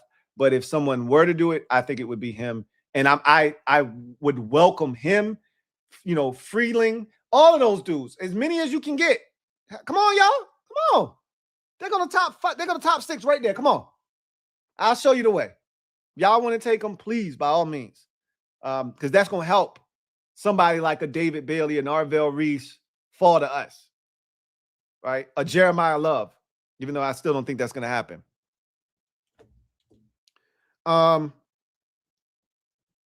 Wilfredo Elias, thank you for the super chat. Greatly appreciate you. Thank you for being a member of the MOBB. Who writes, like, subscribe, and hit that bell. Hashtag mob. Who/what skill set would be better for this team between Reese and Styles? First and foremost, y'all heard the man, public service announcement. Big shout out to Wilfredo Elias for the public service announcement. If you haven't already done so, hit the like button, subscribe for more great content, and turn on that notification bell. Become a part of the Noti gang so you don't miss a thing. You never know when I'm going to be live and in full effect. So make sure you turn on that notification bell so you don't miss a thing. So as far as who would be more, who would benefit this team more, Reese or Styles? I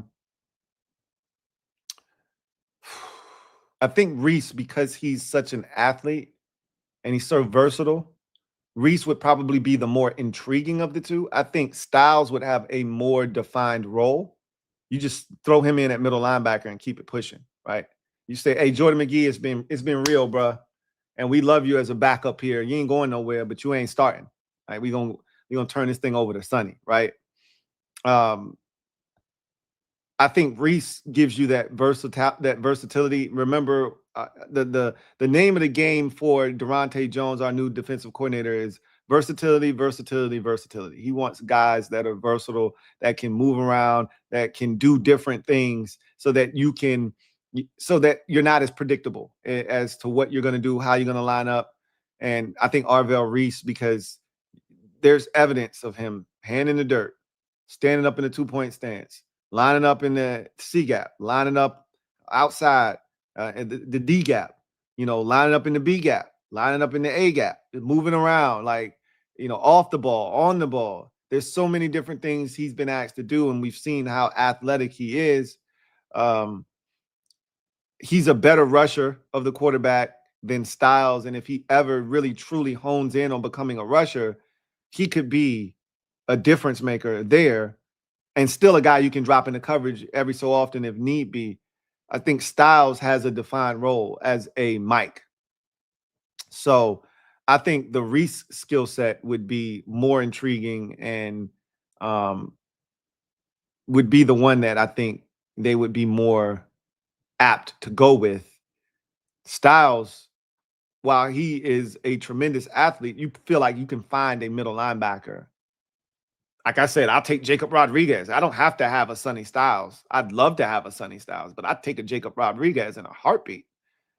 You ain't finding another Arvell Reese. I don't love Arvell Reese because he has not defined who he is. And I always am leery of that, because everybody thought that Simmons out of Clemson, and you're going to hear those two names side by side a lot. I don't think this is that, right? But the Isaiah Simmons comparison to Arvell Reese is the one, if you're knocking him, that's the guy that you're going to bring up, because he was positionless. He was a guy that was supposed to translate well. He didn't really have a defined role, but, he's so athletic. We could teach him how to rush. We could do this with him. And it just never materialized into anything. He's just a core special teamer now, right? Reese, I think, has shown that he can rush a little bit. He just doesn't have a plan. He just won off of pure athleticism. And, in college, sometimes it's hard to really know what a player is allowed to do, what he's being asked to do, how he's being coached. So Reese is more intriguing because the athletic profile is there, and you've seen enough crumbs, right? You're still starving, but you've had enough crumbs left that you say, okay, he can get it done. We know he's capable. We just got to show him the way, right? I think Reese would be the guy. Grande Groove, thank you for the super chat. Greatly appreciate you. Grande Groove writes, trade back, get wide receiver and Rodriguez in the second. Again, I'm not. That's not where my head is. That's not where I am. Especially if one of these defensive blue chippers come about. That's not where I'm at with mine right now. As much as I would love a second round pick, it ain't worth me not getting my hands on one of these elite defenders at the top of the draft. I would never forgive myself. I would never forgive them if we traded back, because we've done this before. Passed on Chris Olave. And the difference is Olave's been a really good receiver. He's dealt with concussions. Maybe those concussions don't happen if he's not in New Orleans being thrown hospital balls, but he's been a really good receiver, but not the type that you lament like opportunity missed. You know, there are other players in that draft that we traded back and missed the opportunity to pick, but we probably weren't going to pick them anyway. But this, if you trade back, it'll feel like the one that got away if one of these guys turns out to be exactly what we've been talking about them being, and you end up with a solid receiver, not a great receiver. And it could go the other way, where the guys that we talk about drafting don't turn out to be anything, and then the guy we trade back and take ends up being a stud. It could work either way. You're more likely to get the stud inside the top 10. I'm after Will Anderson. That's what I'm after. You're not going to, more likely than not. I can't say that you won't, but the likelihood is you're not going to get Will Anderson, you know, in the third round. You pass on him. In your scenario, you pass on a chance to get a Will Anderson so you can take a Amon-Ra St. Brown, which is great, and get Jacob Rodriguez. Okay, cool. Those are two really good football players, especially if you get an Amon-Ra St. Brown at the receiver position. Awesome.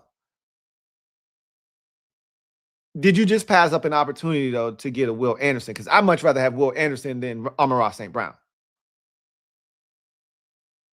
I'd much rather have Will Anderson. Did you see the Texans defense? Did you see Will Anderson in the playoffs? Right? Did you see him in the Steelers game? Did you see him in the Patriots game? Did you see Will Anderson? Did you see how he destroyed those two teams along with his buddies? But he was the catalyst. Did you see what he did? Because I've watched Amon-Ra St. Brown. We went to Detroit. Amon-Ra St. Brown, he dug us a new asshole.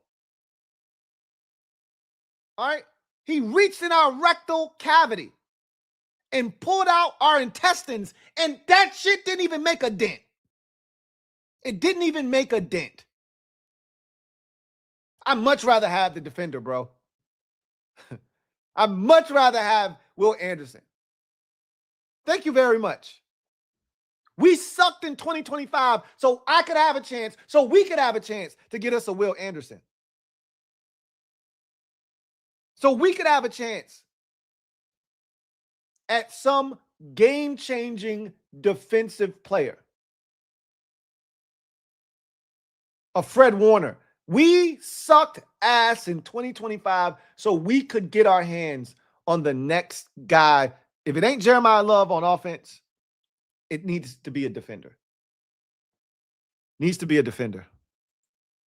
Lang Hughes, thank you for the super chat. Greatly appreciate you.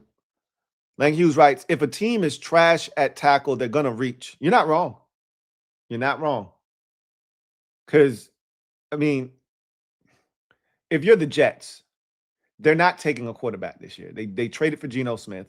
You know he's going to be there. So what you're doing is you're trying to build the infrastructure around your, you know, for the young quarterback that you're going to take next year. Next year's draft is supposed to be loaded at quarterback. So theoretically speaking, the Jets should be building that infrastructure, that wall up front, adding offensive weapons so that when they draft that quarterback next year, they can just drop him in and let him go for what he knows, right? He might make some mistakes because young quarterbacks do, but it won't be because of a lack of talent around him. So yes, the Jets could be in the market for a tackle. Do they have to take it at 2, though? I mean, I don't know, you know, the order of the first round, but I'm pretty sure the Jets have multiple first round picks. Let's just see. First round draft order. Let's just see how many picks the Jets have. All right, Jets have 2. Jets select again at 16. I don't think they have another first round pick. I think they got 2 in the first, 2 in the second. If I'm not mistaken. And then they have another 2 first round picks next year.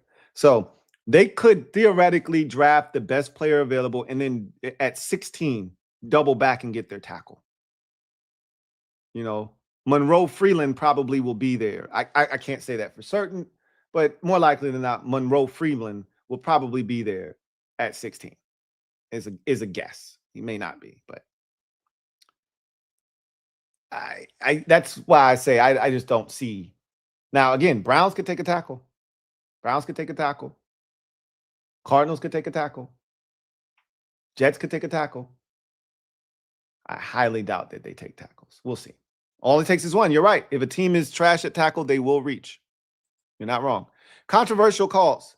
Thank you for the super chat. Greatly appreciate you. Double up. Thank you for doubling up rights. Brown could play a similar role to Deebo.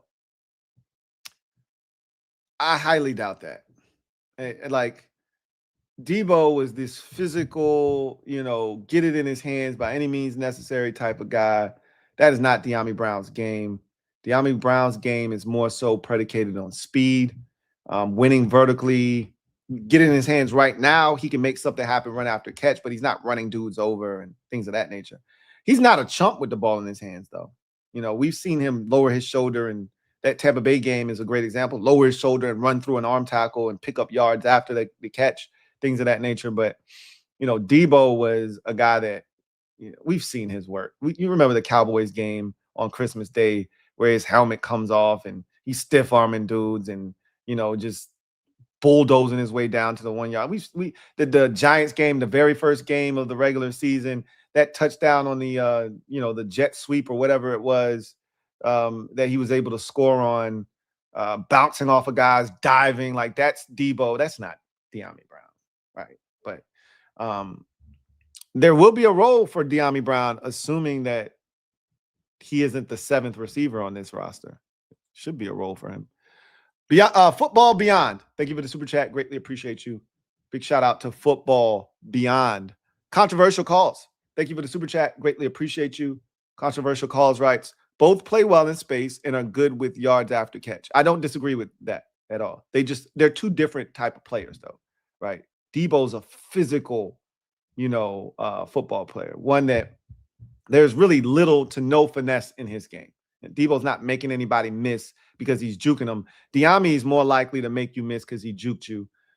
He's a lot less likely to run through somebody, even though he can.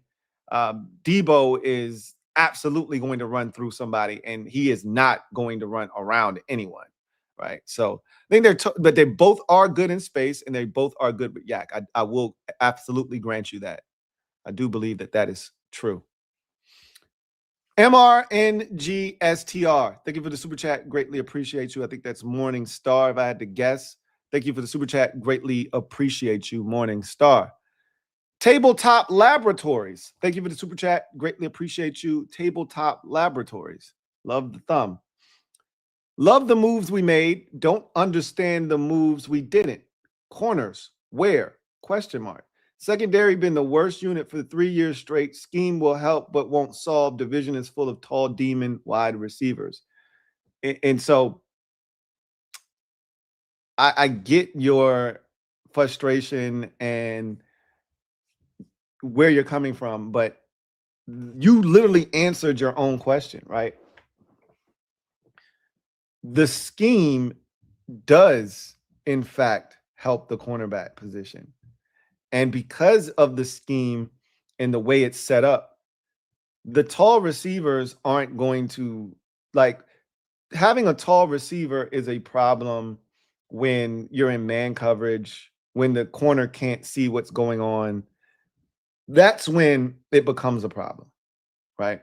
When the corner's back is turned and it becomes a 50-50 ball, and now the corner has to turn, locate, now gather and try to go up. And that's when you get big bodied, right? That's when you get big body boyed out of the way. When you're in this defense and you're playing that side shuffle technique and your eyes are keying quarterback and you're seeing everything unfold in front of you, that ball goes up in the air. You're in a position to go up and locate that football. And we've seen Mikey go up and go get it. We've seen, I've seen Amik Robertson go up and get it. Trey Amos he's not a shorter guy like those two are, but like you're in a position where you can attack the ball, which is why Byron Murphy has had so much success with the Vikings despite his diminutive size. And same with Isaiah Rodgers. He's not the biggest guy in the world either, and he had some success last year, is because the ball's just being thrown up. Like when you get pressure, you're not able to be pinpoint accurate with the football. You're throwing it up for grabs. You think you got one-on-one on the outside. And these guys are keying in on that. And they're able to go track the football. So I, too, feel like they could have done more. I would have loved to have seen them do more. But I remember telling you guys this when Durante Jones was first hired and we went through his defensive scheme. You go back and watch that video where I broke it down. I told you then, and it's being reinforced now, that the one position you can skimp on is cornerback. It is the one position in this defense that isn't asked to do a whole hell of a lot. You're not asked to be, pressed up man-to-man against guys very often. You are going to be in a position where you just got to keep everything in front of you, rally and tackle if the ball is completed in front of you, and you're going to get a lot of opportunities to jump routes. You're going to have a lot of opportunities to go up and get the football. And I think they feel like they got guys that can do that. So I hear you. I do think that they need to add another corner in free agency before they add one. They are absolutely adding a corner in the draft. I don't think that's up for debate right now. Just based off of what they have done, and to your point, what they haven't done, they have to add another corner in the draft. Even if they add one more, even if they add two more, I still think that corner is a necessity because, again,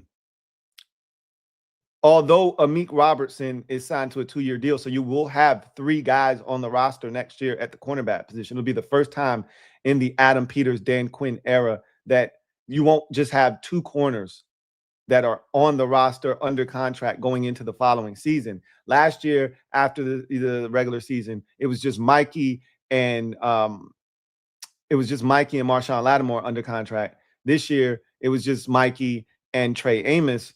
This next year, it'll be all 3 of these guys: Trey Amos, Mikey Sainristil, and Amik Robertson under contract. So you continue to add, but you're going to need bodies. So I think you're going to draft a guy this year. The scheme is going to help a lot.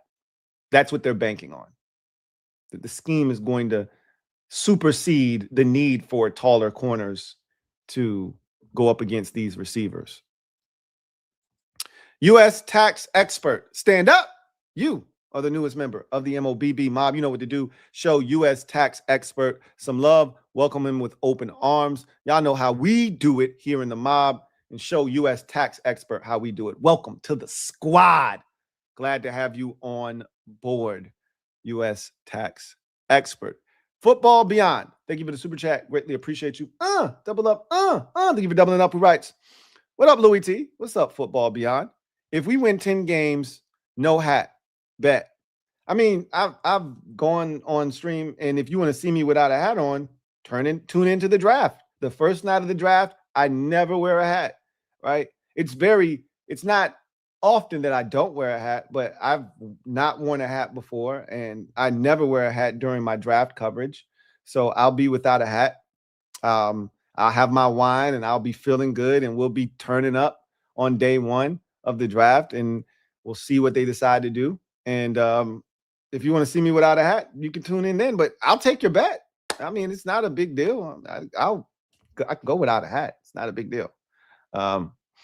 So Morningstar, thank you for the super chat. Greatly appreciate you. Double up. Thank you for doubling up. Who writes? I need you to look at Jacoby Lane from USC, 6'4", ran a 4.47. I doubt you can get him with the 3rd round, but we need a big body wide receiver. Remember, I told you guys on my combine coverage, I don't know if you had a chance to watch that Morningstar, but I was super impressed with Jacoby Lane. I thought he was the best receiver, one of the best players at the combine in terms of his performance. Now, again, you don't overrate guys based off of their combine performance. All that is supposed to do is confirm whatever the tape says, or it's supposed to force people to go back and look at the tape. I think he might have forced people to go back and look at the tape, but he's playing alongside a guy that we just talked about. Daniel Jeremiah has as his number 11 player in his draft, and Makai Lemon. So as you're watching Makai Lemon, you're going to run into Jacoby Lane, even if on accident, indirectly. So I'm going to watch this guy because I'm anxious. And I told y'all during my combine coverage that I want to see what this guy looks like because he was super impressive at the combine. But just because he was impressive at the combine doesn't mean he's an impressive football player. And a lot of people told me after I said that he's a jag. He's not what you think he is. The combine was great, but that's not who he was at USC. I'll be the judge of that. I'll take a look and see. I've never been one to let people tell me that you're going to love this movie or you're going to hate this movie. Just let me watch it for myself, and I'll tell you how I feel about the movie. Same thing about these prospects. So I'm going to check out Jacoby Lane, see how I feel about him. But a lot of people have told me he ain't all that, bro. You'll see. So I'll see. But if what I've been told is true, he should be there in the third round. He should be there at 71. He should be.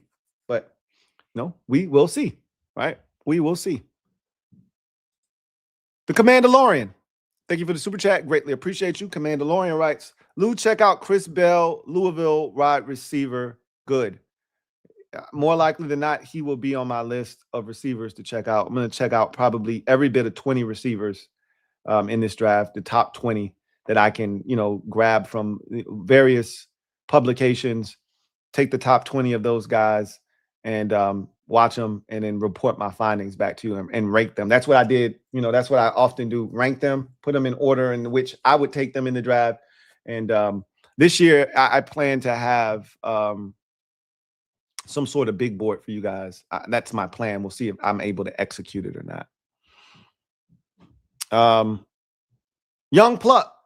Thank you for the super chat. Greatly appreciate you. Big shout out to Young Pluck. Ethan Dykes. Thank you for the super chat. Greatly appreciate you. Thank you for being a member of the MOBB. My guy E writes. Ethan Dykes says, to be honest, I love J-Mack, man. Dude is a third and long wizard, which he has been. You're not wrong. Makes magic happen when we need it. Glad he's back. Weather in VA has been stupid, by the way. Stay well, Lou. It has been. They were talking tornadoes. I don't know if I told y'all this on Saturday. It might have happened before or after the stream. I think it was before. But Saturday, and it was Friday, as a matter of fact. So I don't know if I talked to you, and it was before my stream on Friday. I'm walking around my house, and I'm just hearing this howling wind outside my window, and I'm like, that's not the wind, is it? Then I hear it again, so I go and I open the window and look, and sure enough, I'm seeing trees swaying back and forth, and I'm like, golly, it's so windy. It's usually not that windy outside. And, lo and behold, now my son didn't go to school today. They canceled school because of, tornado-like winds and inclement weather, and they were scared that right around dismissal, it would be really nasty out. So they just canceled school, which is crazy because they generally don't do that around here. They cancel for, really inclement conditions that have already transpired. That's some stuff back home in the 757 they would do. The threat of some shit gets school canceled. That's not how they operate up here. I was shocked. So I really thought some shit was going to go down today. The weather hasn't been, but I haven't been outside either, so I can't say. It's been raining and things of that nature, but I haven't heard the wind like I heard it that Friday afternoon. So it's just crazy, though. We don't do tornadoes and high wind gusts around these parts. Shit's just been wild. These last 2 weeks have really freaked me out because, again, I've never seen in a day, right? The temperature went from 75, like we woke up and it was 62 degrees outside. It was 76 degrees the day before. And it was like, low 70s into the 60s overnight. We woke up, it was 62 degrees in the morning. And by 10 o'clock that morning, it was 38 degrees and it was snowing. I've never seen anything like it in my life. Almost 40 years of being on this earth, I've never seen anything like it. So when you say VA weather has been stupid lately, you're not lying. We always talk about VA weather being schizo, and it is. It's just crazy, right? Multiple personalities, right? You just never know what VA weather is going to show up. She's warm and bubbly one day. Hey, take your coats off, put on shorts. Put on flops if you want to. And then the next day, she nasty and cold as hell. She like, man, you don't go get your damn jacket and put some damn pants on. Where your damn socks and shoes at? Like, But damn, you just told me to take them shits off yesterday. She'd be crazy, right? Bipolar. This shit just been wild. This is even worse. She off her meds without question. So you stay up too, man. You make sure you dressing appropriately. All right. Don't fall for the banana in the tailpipe. Don't start taking off clothes and keeping them shits off and then mess around and get sick. That's how you get sick. Got me out here sounding like somebody's mom, daddy out here. That's because I am somebody's daddy. Young Pluck, thank you for the super chat. Greatly appreciate you. Double up. Thank you for doubling up. Who writes, if you look at the wide receiver that Chef P struck out on, 5 inches plus wide receiver, it's going to be Tyson. I just, Tyson is the one that I would swing for. But again, the injuries are definitely a concern with him. And I don't think he's going to be very fast. I don't think he's going to be very fast. I don't remember Romeo Doubs' 40 time.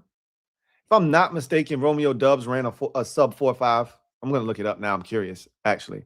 I think he had a real nondescript combine. He was solid at everything. He wasn't great. I think he ran, if I had to guess, like a 4.45, 4.47, something like that, if I had to guess. Let's see, Romeo Doubs. Let's look him up and see what he ran at the combine.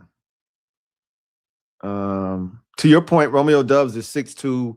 Alec Pierce is like 6'3", so he's looking for taller receivers.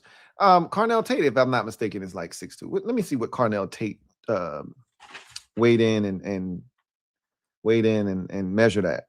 Carnell Tate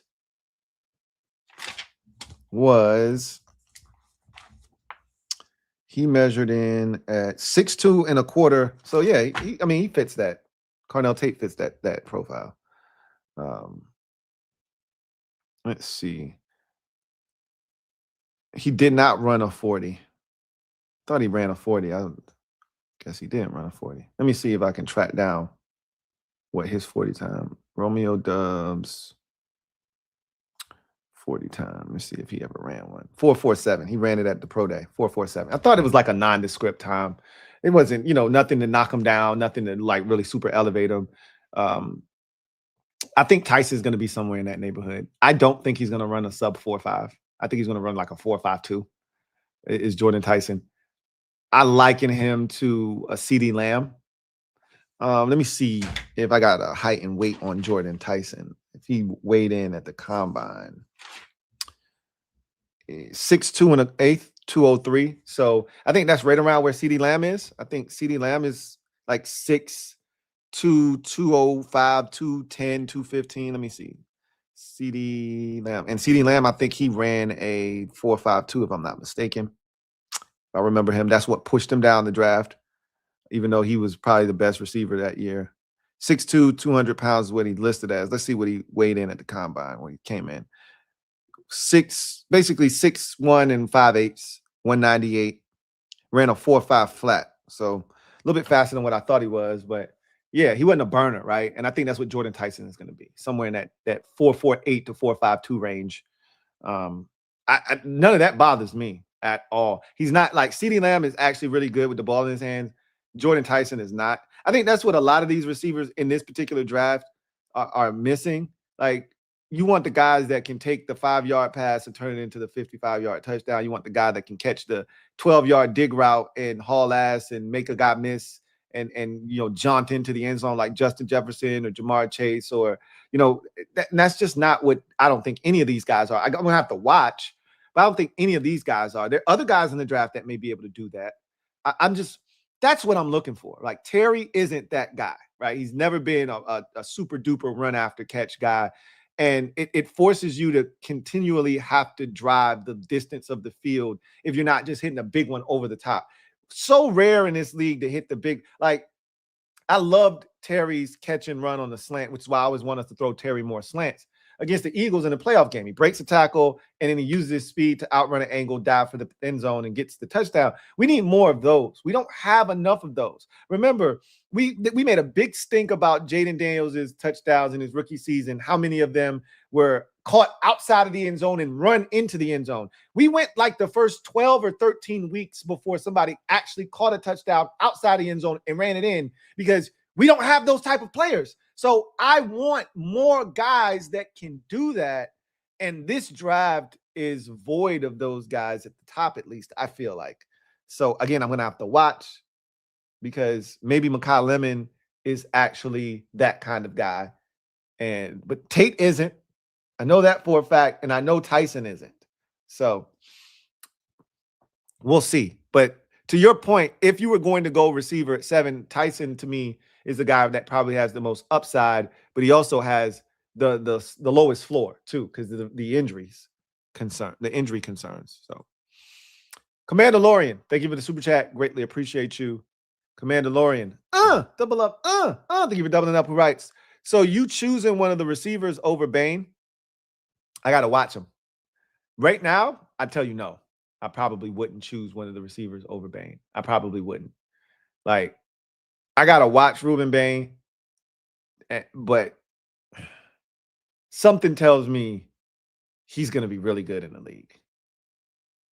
He's going to be really good in the league. And if he's whooping ass in college the way that I've heard, that's all I heard is that guy struggled against Bain, that guy struggled against Bain, that guy struggled against Bain, that guy struggled against Bain. If that's the case, then I'm probably gonna have to go with Bain, right? Because he's a legit 265. He's a legit basically 6'2". Like, I thought he was gonna be 6'1" and some change. He's 6'2", right? So while he's a little bit undersized, he's not the 6'4", 6'5" Daniil Hunter freak that you want. He can still win. I've watched diminutive guys win. We all watched, Harrison for the Steelers, James Harrison, obliterate offensive tackles for years. We all watched Elvis Dumerville get busy in the league for years. We all watched Dwight Freeney get active to a Hall of Fame career in this league. Undersized guys can get it done if they know how. I think this guy may know how. So, yeah, I think I'm taking Bain over. But that, again, this is Lou on March 16th saying this, having not watched any of these guys extensively. You come back and talk to me 2 weeks from now when I've watched both Bain and all the receivers. I'm like, nah. Give me one of them receivers, and I'll tell you the ones that I will take over him. May not be all of them, but right now I'm probably taking Bain over those receivers. John Perez, thank you for the super chat. Greatly appreciate you, my guy, JP. Thank you for being a member of the MOBB, who writes, Lou, good to see you as always. I'm not a Tate fan, but re-signing McNick might mean Love ain't making it to us. I'm bracing for wide receiver Delane or Styles at 7. Yeah, you should start bracing for that. I think the writing was on the wall in the first day of the tampering period when both New Orleans and Kansas City, the two teams directly behind us, opted to go for veteran running backs in that market instead of waiting to see what happened in the draft. They basically told you, hey, bruh, Love ain't getting to us. You better go ahead and do something. Don't bullshit and wait. You're going to be out here looking crazy. Go ahead and get you a receiver. Stop bullshitting. And those teams did. They told us right then and there, hey, don't waste your time, bruh. He ain't getting past the Giants at 5. Probably ain't getting past the Titans at 4, but he definitely ain't getting past the Giants at 5. Don't waste your time.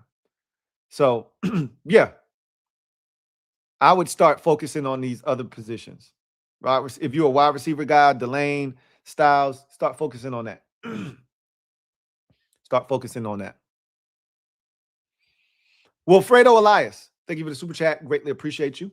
My guy, Wilfredo, writes, an analogy I like to use when discussing trade backs is a game of darts. The number one pick is the closest to the board, and every pick is a step back.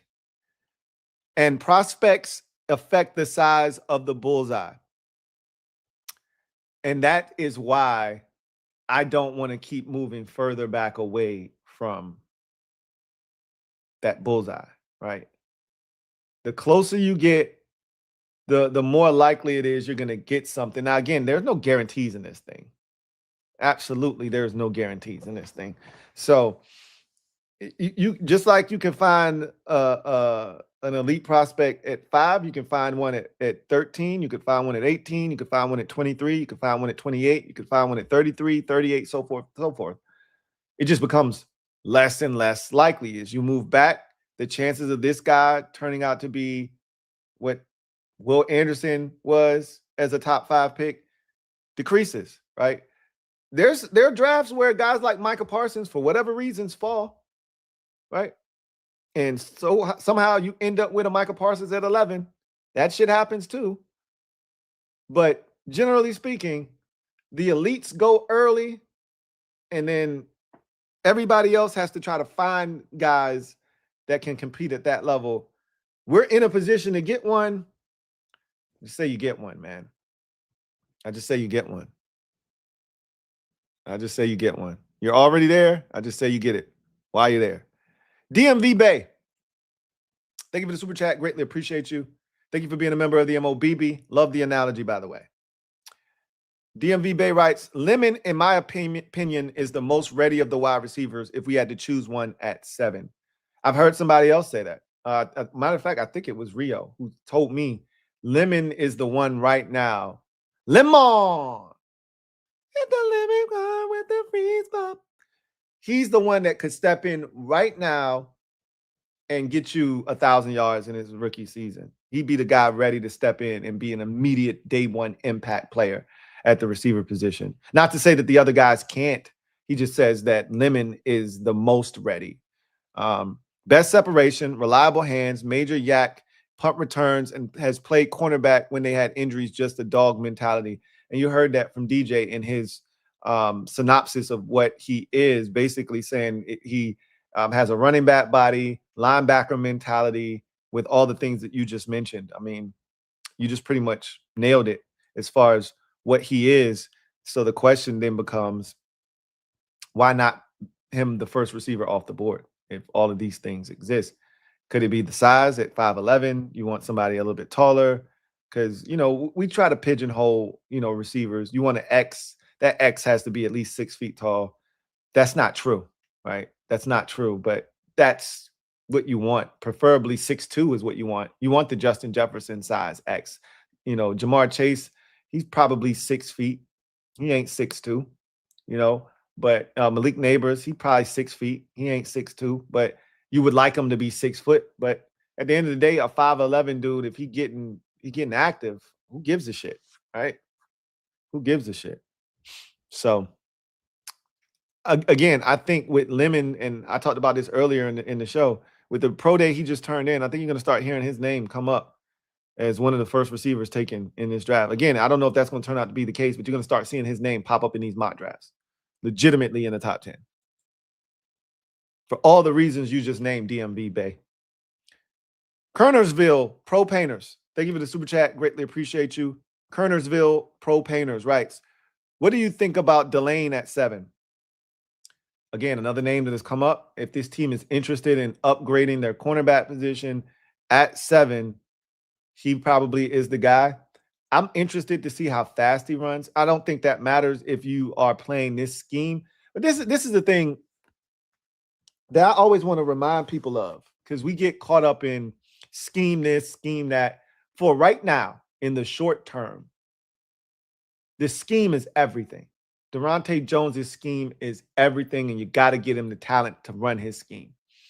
What I don't want to do is overcommit resources to his scheme, meaning I don't want to draft a player in the first round that fits his scheme because he fits his scheme. That's the sole reason why we draft. I don't want to do that because Durante Jones might not be here but for 3 years. And this guy you draft in the first round is your corner for the next 5 years. And let's say that he thrives in Durante Jones' system, but after Durante Jones moves on, you got a brand new system coming in here. And now all of a sudden, that guy doesn't fit what we're doing. That's why I like an Amik Robertson. I like a Mikey. I like where we sit right now because Mikey's under contract for 2 more years. Amik Robertson's under contract for 2 more years.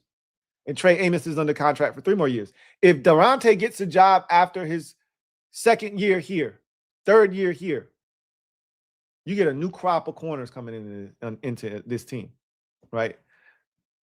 A new crop of guys. And if they fit in the defense under Durante, cool. If they don't and they fit the next guy that comes in, even better. So if you draft a lane, because I don't know how fast he is. I've had people tell me he ain't going to test, but he's like a Lassiter. A great comp for him would be Lassiter from the Texans, who was drafted out of Georgia from the second round, where he's a dog. Hit anything that moves, linebacker mentality, plays the ball, can go and attack the football. Just, different mentality out there at the cornerback position. But Lassiter ran a 4.52, which is why he wasn't drafted in the first round. Had he ran a 4.48, he probably would have won the first round. Because cornerback, unlike some of these other positions, is very speed dependent. This ain't one of those positions where we overlook how fast you are and say, well, he's a dog. Bullshit. You can't run, you can't go in the first round. They don't draft 4 or 5 corners in the first round. They just don't do it. Because you got to be able to run in this league. So the lane is interesting because if he can't run, he still might be the first corner taken. And he might fit this defense, even if he's a 4.52, 4.54, 40 guy. He might still fit this defense. He's going to be interesting. I got to watch him, though. But he's going to be interesting because I've heard his name come up a bunch. And matter of fact, I think we ran into DJ's list, and I think he was like 12 or 13. See if I can find DJ's list. And he was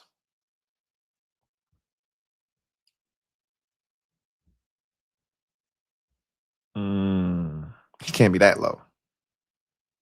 Let me go back to the top. Feel like I must have passed him already.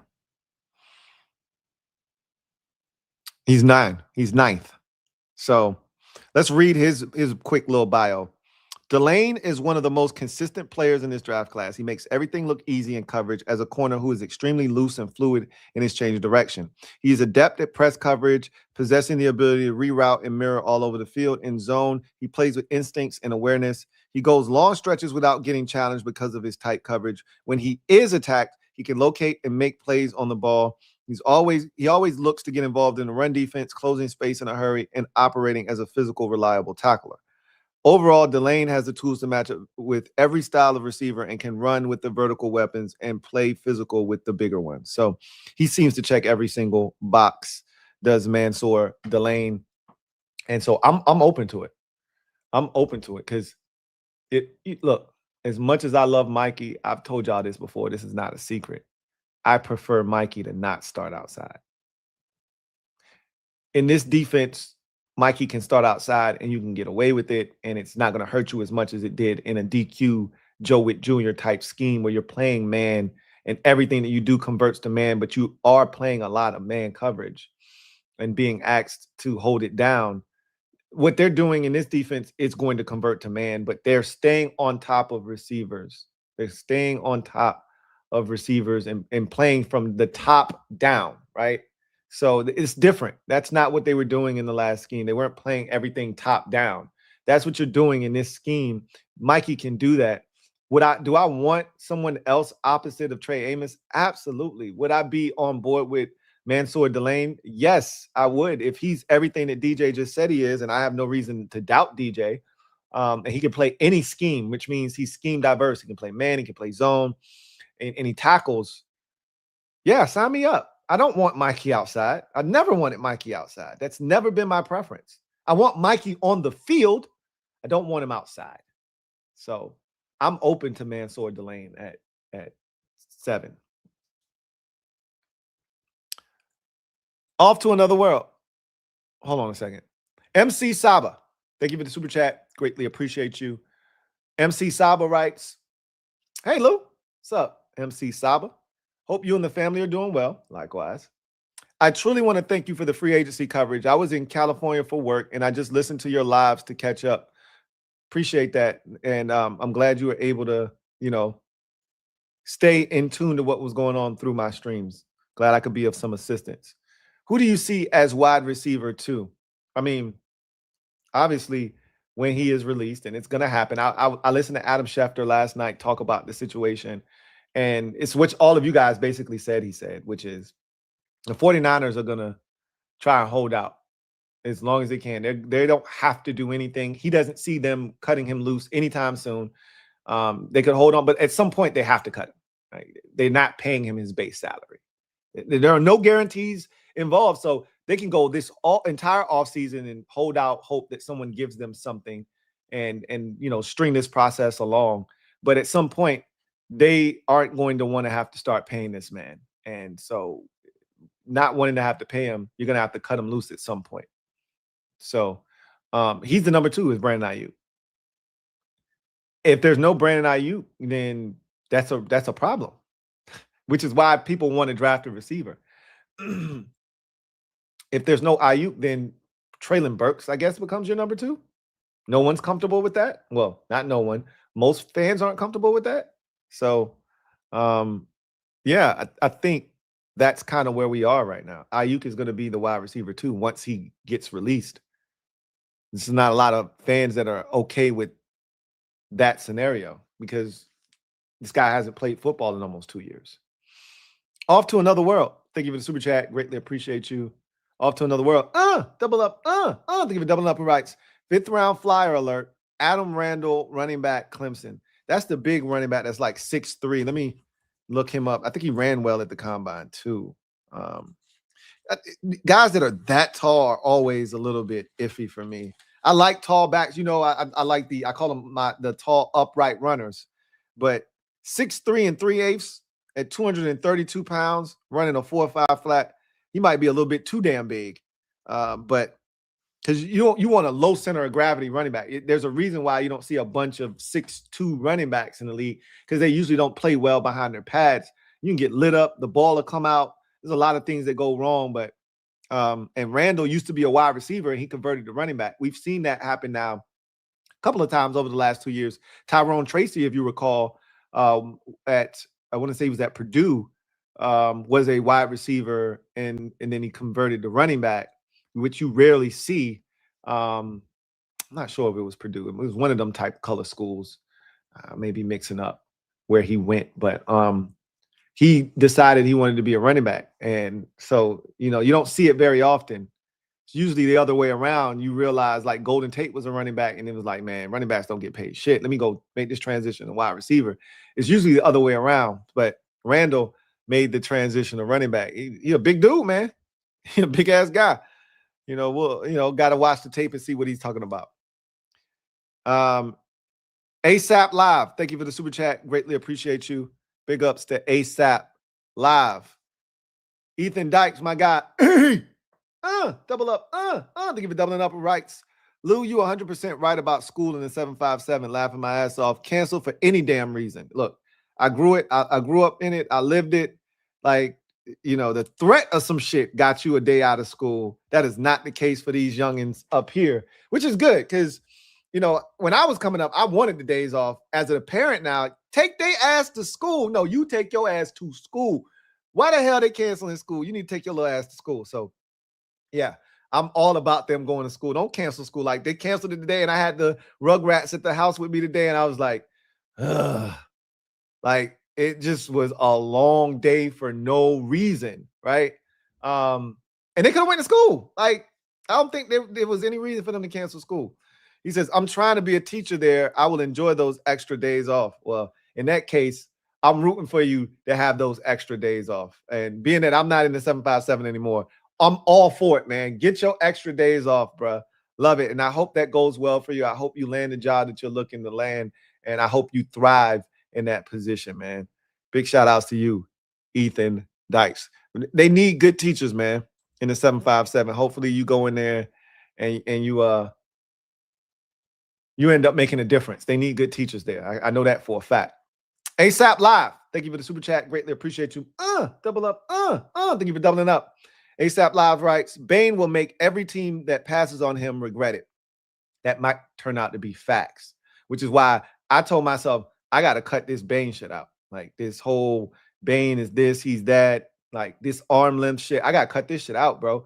I'm going to tell you what did it for me. I'm somewhat vain when it comes to these prospects. I ain't going to hold you. I'm vain. I ain't going to hold you. That video of him turning that damn corner on that bag, that shit changed my mind. And I ain't even watched him yet. I just said, wait, what? Excuse me, sir? You just did what? Again, we all talked about this because I brought this video up to y'all. And some of y'all said, I thought it was AI at first. So did I, right? I was like, man, that shit ain't real, man. And then I was like, no, that shit is real. Oh, he's really like that. I'm starting to change my tune on him. I can't wait to watch him. Can't wait to watch him. As yeah, I think you might be right about him. We'll see, but he's different, man. He might be different. You know, he might be different. And every time I watched him, he was an impact player. Again, it's not like Arvell Reese when I watched Ohio State, didn't even know he was on the field. I noticed Sonny Styles more than I did Arvell Reese. Every Miami game I watched, I saw Ruben Bain make a play 2 or 3 and impact the game. Every game. Every game. Renell Winchester, thank you for the super chat. Greatly appreciate you. Renell writes, thanks for being you. You are appreciated. I appreciate that, Renell. Thank you so much. You are appreciated. You are appreciated as well. And so are all the rest of you who continue to support the Louie T Network. Can't thank you guys enough. Off to Another World. Thank you for the super chat. Greatly appreciate you. Off to Another World writes, love or lemon? New Orleans needs a wide receiver. Trade down one spot. I don't think New Orleans is looking to come up one spot. For what? I mean, unless you tell them either you come and get Makai Lemon or we'll take him, and that's the guy that they want. But if I'm New Orleans, I'm not giving you shit to move up one spot when if you take Lemon, okay, I'll just take Tate. I'm cool. I'll just make it an Ohio State duo out there. And Olave on one side, Tate on the other side. I'm not giving you a damn thing to move up a spot. Now, if Jeremiah Love is there, they're clearly not taking Love. And we want Love. So there would be no reason to move back because if they like, bro, you're going to take Love. You're not passing on Jeremiah Love. You're going to take him. Why not just wait until you take him so that Lemon falls to us? If that's the case, like New Orleans needs a wide receiver. That there's no secret there. They absolutely need a wide receiver. They could also use a tight end, even though they went out and got Noah Fant, and they still have your boy. They could use a tight end, but they need a receiver bad. So I think the pick at 8 for them is a receiver, personally. So I don't think they're going to be interested in trading with us or anyone else for that matter, because one of those receivers will be there. And if they can convince themselves that we good with either one of them, you don't need to go nowhere. I still contend that the likelihood is by the time you get to the 8th pick, no receivers have been taken. Not one. Again, the Giants don't have a number 2 receiver. So all this love talk is cool. They need a receiver, I think. Do they have to take one at 5? No, they don't. Would it behoove them to do it? Probably so. Probably so. But they don't have to do anything. But they lost Wan'Dale Robinson. He wasn't a number 2 anyway. He performed like one, but he wasn't probably an ideal number 2. He's probably more of a 3, but he could pass for a number 2. You get 90 catches in a season. You can pass for a number 2 wide receiver. But he did a lot of his work from the slot. I think they're looking for another guy outside, opposite of Malik Neighbors. Maybe that's the number 5th pick. We'll see. New Orleans needs a receiver. I don't see them trading. And again, as much as y'all want to trade back, it takes 2 to tango. Somebody's got to want to move back or move up, rather, to allow you to move up. And in the conversation, Adam Peters drives a hard bargain. Which is what we want. We don't want our general manager falling for anything. If you don't stand for something, you'll fall for anything. We want him to drive a hard bargain. We want him to do the Howie Roseman thing where we charge an in-division tax, where we say, nah, bro, if you're not willing to meet my demands, you want the pick. I don't have to move. I can make a selection here. You want the pick, you're going to have to come up here and get the pick, which means you got to give me what I want. I think it's going to take a lot to move this man off of the 7th pick. A lot. So, probably a amount that most teams won't be willing to give up. Renell Winchester, thank you for the super chat. Greatly appreciate you. Double up. Thank you for doubling up. Who writes, if the 49ers want us to take Ayuk's expensive contract over, then they can give us 1 or 2 of their first, second, or fourth round picks.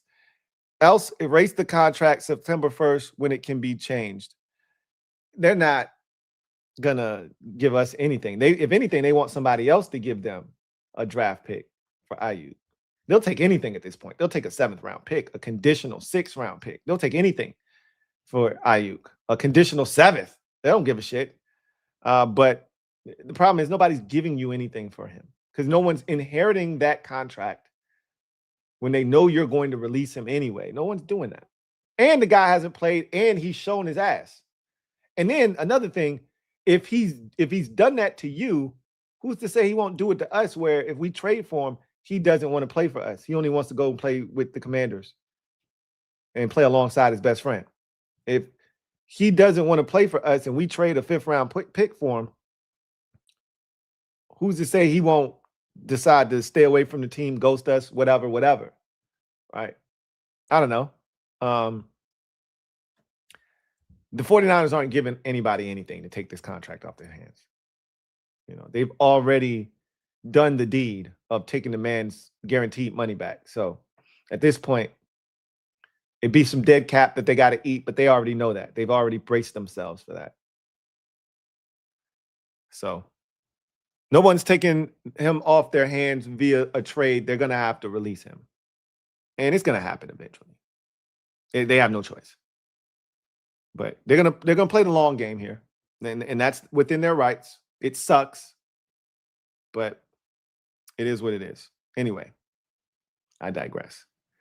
That was the last super chat. So that is going to do it for me, your man Louie T, here on this installment of the Command Post Live. You know what it is. Post up. Take command. I'm here to tell you, wide receiver, as you guys have mentioned, I'm on board. It is definitely in the conversation at 7. It wasn't for me for the longest time. I still don't think wide receiver at 7 is the best use of your pick, but I do have to acknowledge that Adam Peters went swinging big at 2 wide receivers in free agency. And if that is a sign that they want to do something, irregardless of the fact that Brandon Ayuk may be on his way at some point, they were still knowing that Ayuk was in their back pocket potentially. They still swung big for Alec Pierce and Romeo Doubs. I think that speaks to a larger desire, which is they want to add a receiver to this position group. And I don't know if this, speaks to the Terry future or any of that. I just know they want to add another guy, which they should, because if you look at what they've done from a depth perspective, everywhere else on the roster, defensive end, defensive tackle, tight end, safety, running back. You look at all the positions, offensive line, even. When you look at what they've done this offseason, the strategy has been to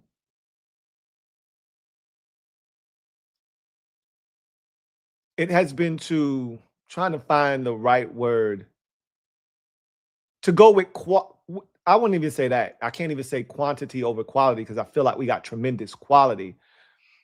It has been to oversaturate these positions. I think that's a great way to put it. Oversaturate these positions with depth.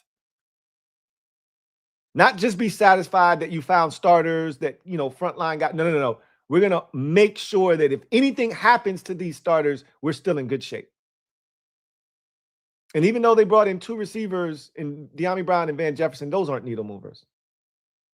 You need a guy that in the event that the Brandon Ayuk situation falls through, or, he's not what you thought he was going to be, or the 2023 Brandon Ayuk is not returning, that you're not going to just be relying on Terry. And if something happens to him, oh my God, we're back to where we were in 2025. You have to make sure that you're not in that position. And I think they've done a good job of, trying to start that process, but it's going to take probably maybe one more receiver in Adam Peters' mind. And that's what he's been trying to accomplish. And maybe that means he's going to take one at 7. I can't dismiss that any longer. I have to entertain the thought that receiver could be the move at 7. And I'm going to dive into this position group and tell you if I think any of them are worth the 7th pick in the draft. John Perez, thank you for the super chat. Greatly appreciate you, my guy, JP. Double up. Thank you for doubling up. Who writes? Not the biggest Bane fan, but I do like his motor in that he's going to give 130% effort every week. I don't know if we ever got that dedication from Chase Young. We didn't. We know, but by the time we figured that out, it was too late. By the time we figured it out, it was too late. But we never got that kind of effort from Chase Young. And that's the first thing is effort, right? That's not something you can teach. Or either you got it or you don't, right? Like that's not something that is God-given ability. You control effort. And Bane gives you 100 and, like you said, 30% on every single snap. So that's also something that I love about him as well. So anyway, I digress. You guys get out of here. Enjoy the rest of your day. Wide receiver position won the poll voting. And so we're going to start with the receiver position. And a bit of bad news. One of the Kings had to cancel, or excuse me, not Kings. Super Friends had to cancel, which has been the reason why we haven't been able to get a show out to you guys, because our schedules are hectic. We're all doing different things. And so our schedules just don't align. We thought we had a day lined up. Somebody had to back out. Not going to be able to do the Super Friends again. Eventually, I figure we'll get something off, but it's not going to be this week. That is for certain. So just wanted to, because I had alluded to the fact that maybe we were going to have a stream this week. Not going to happen. So maybe next time. Anyway, I digress. You guys have a good one. Take care. I'll see you next time. God bless and good night. Welcome back, J-Mack. Welcome back.